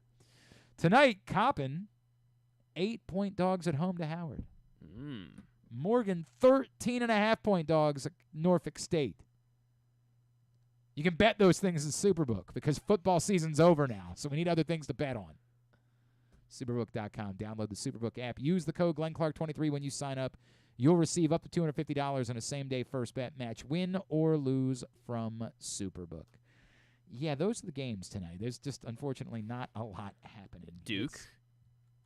Oh, man. In fact, Hopefully on Saturday night, when I was on my way home, one of my buddies texted me because they know that one of the great joys of my life is watching Duke lose. So one of my buddies texted me. They're like, dude, Duke's down late against Clemson at home. Turn the game on. So I happened to turn it on right there in that moment, just in time to see Duke come back and win. Gross. Tonight, ESPN Plus for Howard Coppin at 7:30. Morgan's at Norfolk at 7:30. That's on. You can watch it on their website, NSUSpartans.com. Yeah, Duke, Virginia Tech at 7. Houston, Texas at 9 on ESPN. The rest of the college basketball, find at GlennClarkRadio.com. Monumental, Wizards, Spurs at 8. NBA TV, Suns, Heat at 7:30. Sixers, Blazers at 10. NHL Network, Predators, Senators at 7. The USA Network for WWE Monday Night Raw at 8. I know you've got a lot of thoughts about the Royal Rumble, of course. I didn't get around to see it. Big weekend. You know that the winner of the men's Royal Rumble was? Don't tell me. Don't spoil it. Maybe I'll watch it. Take a guess. Logan No, Paul. Certainly was not Logan Paul. Darn. Then why? Yeah, then I won't. I'll give you 3 guesses. Cody Rhodes. Yes. It was. Good job. Cody Rhodes. Our American Nightmare. There you go. Oh, yes, you're American. American Nightmare. All right. Non-sports, anything? The Bachelor on ABC at 8. The Irrational is back on NBC. I don't for know all what those that interested. On Netflix, documentary on the greatest night in pop. This is about the making of the We Are the World song. Oh, okay. They made it look like it was a lot of drama to it. I don't know if there was or not, but I don't know. I'm mildly interested by that. And then we got nothing else to do for a little while. And so obviously no Bar McGittin. Tennis is over. I didn't get to talk about Yannick Sinner. You know what? For everything I was wrong about with the Ravens, nailed that one, ladies and gentlemen. Tripled down on it. Told you 3 times. Told you before the tournament to bet on Sinner. Told you to bet Sinner against Djokovic. Told you that I did a radio hit somewhere on Saturday, and they were like, hey, we know you love tennis. And I was like, like an idiot, I shouldn't bet on Sinner again. I should realize that I've done enough winning, cash my Sinner to win ticket, cash out now. It's a good train to ride. And just hedge and bet Medvedev, right? But I won't do it. Nice. And I didn't get up to watch the match, but at one point I got up and said, I'm going to check to see where the match is, and maybe I'll turn it on. So I woke up, I want to say around, 5. Gotcha. Checked. And he was down 2 sets. And I said, nope, and went right back to bed. I woke up, I guess because, I don't know, I guess I was excited about the Ravens for some reason yesterday. Okay. And I woke up around 7, I was like, oh, look at this. They're in a 5th set here. It's exciting. And really happy. Sinner owned. Really happy for my guy. Yeah. And for me, because I won a bunch of bets. But I live bet Medvedev. And because he was like an underdog at the time when I woke up, and I was like, okay, cool. Did you know that he had lost the previous 2 sets? I did, yeah. And I was like, well, he's the veteran, Maybe this is a kid. What's he? You're the choking target, right? Like you're who the betting companies are. They also sent me because they want you. They were like, you have a boost, you have to use it for. I hadn't bet on any tennis all week. You have to, even though you told me to. I told you bet on multiple any occasions tennis all week, and I was like, well, the bets that I told you to make, I was 4 for 4 on. Yeah, you were right. In tennis, start a tennis betting podcast. Yeah. Gronkowski will be on Fallon tonight. Sure. Oh, why not? For the kick of destiny, I guess. Boy, that was what. Speaking of betting, Saturday Night Live was fine. Like, I wish I was more into the new Justin Timberlake. It's not that great to me, and I love Justin Timberlake. I tell you what, I've never needed more of in my life is more Jimmy effing Fallon. And I tell you what, I have the first sketch they did. No nostalgic feelings for is the Barry Gibb talk show. That and Jilly, like an era when I was like 14, I think I loved Jimmy Fallon. Of course, 14-year-olds should love Jimmy Fallon. It's not actually funny. It just looks like it's funny. So, like, that's the bar for a 14-year-old. This is on at 11 o'clock? Yeah, this is funny. It's like watching you love Kevin James for similar reasons. Well, not actually funny, well, he is, yeah. but just looks like he's funny, so we'll go with it. He is funny. God, the Barry Gibb talk show stinks. He and goes all of in on their the character. I like Justin Timberlake, but all of the sketches he does with Jimmy Fallon stink. You know why Dick in a Box didn't stink? Because it was actually funny. Because the people involved had a great concept and wrote jokes and didn't it wasn't just let's sing old rap songs. That's not funny. There's nothing funny about that. It's just singing old rap songs. And Jimmy Fallon thinks he needs to be involved for some. That's what everybody needs. God. It was like they did a thing with Green Day, apparently, a couple weeks ago in the Fallon and Timberlake did? No, Fallon did. In the subway in New York, like a surprise. There's a surprise Green Day. Everyone loved that. And he's got to be there. Because the thing that you enjoy about your artist that you like, the one thing you're always thinking is, but maybe I'd like it more if Jimmy Fallon were there too. Well, it wouldn't happen if Fallon weren't there. But no, I know this is crazy. You could still air it on your show without you having to be in every scene. I know it's nuts. I realize you hate Fallon. I know it's nuts. I won't mention his show anymore. God, he stinks. He's just... I'll get it all out of the way who he's having on this week. Donald Glover is going to be on this week. I feel bad. Now I'm going to get mad. Josh Charles is going to get mad at me because I know they're friends. Bryce Dallas Josh Howard is going to be mad at me. Donald Glover is doing the show, the Mr. and Mrs. Smith show. Oh, which looks good on Prime I will Video. look at that. Maybe I'll be willing to look at it that. Eskrine, Maya Eskrine. I don't. I'm not it looks familiar. good. They're like spies or something, and then they like get. Who's the guy? Donald Glover. That's what I thought. Yeah. And so they're undercover as a married couple, and then they No, it's Mr. and Mrs. Smith. Of course. Did you see the movie? No, I didn't. Really? No. Are you not familiar with the concept of Mr. and Mrs. Smith? Mm-mm. It was a Brad Pitt, Angelina Jolie film. Oh wow, that sounds pretty good. Actually, as much as we as a country were kind of over Brad Pitt and Angelina Jolie, let's see. That was on Hulu. Good. Oh, Vince Vaughn's in it. Jeez. It's a totally. I think I'm watching this tonight. The film works. The film really does because the premise is good and there's good action. The film really did work. I believe I'm watching this. I want to go back a second. Jimmy Fallon is extraordinarily talented. No, that's not what he said. I need to be fair, and not just because of Josh. I just need to be fair. Jimmy Fallon's extraordinarily talented. It just ain't for me. And I wish that they had an understanding of hey, some of these ideas are really good. You just don't need to force feed That was what to me made Letterman so great. Is that you could just allow other people to do things as part of your show. It's okay. They're the. All right, sorry, I've said too. We don't need to spend this much time on Jimmy Fallon. But it's time we're not talking about the Ravens. All right. Thanks today to Evan Washburn. Thanks to Charles Davis. Thanks to Jeremy Conn. We'll get it up in the greatest hits section of the Oh my God, it's so good. tab at GlennClarkRadio.com. Tomorrow we're doing the lacrosse show. We will talk to all of the area college lacrosse coaches. All of them. Every D1 coach in the state will join us tomorrow. Patrick Stevens will be in studio with us. We're going to have a fun day. If that's not your cup of tea, if you don't want it, get it. Join us tomorrow night. Join us on Wednesday. But tomorrow, between 10 and noon, college lacrosse preview show. That's what we're doing. And then we'll have plenty more time to talk about what's next for the Ravens. We'll have all week. We'll have weeks. We'll have months. Time to fire Todd Monken. They don't play a real baseball game until the end of March. We got plenty of time. College baseball starts. I do like college baseball. I like college lacrosse. I like all those things. But they don't play a real Orioles game until the end of March. So we'll have some time. Thanks to everybody at PressBox. All of our great sponsors and partners, including Live Casino and Hotel, Mother's North Grill, A.J. Michaels, Guilford Hall Brewery, Royal Farms, Costas Inn, Superbook Sports, Glory Days Grill, your local Toyota dealer, buyatoyota.com. Thanks to Griffin at Griffin_Bass. Follow us, Twitter, Instagram, and TikTok at Glenn Clark Radio. Have a great Monday evening. Go Morgan. Go Coppin. Duke sucks.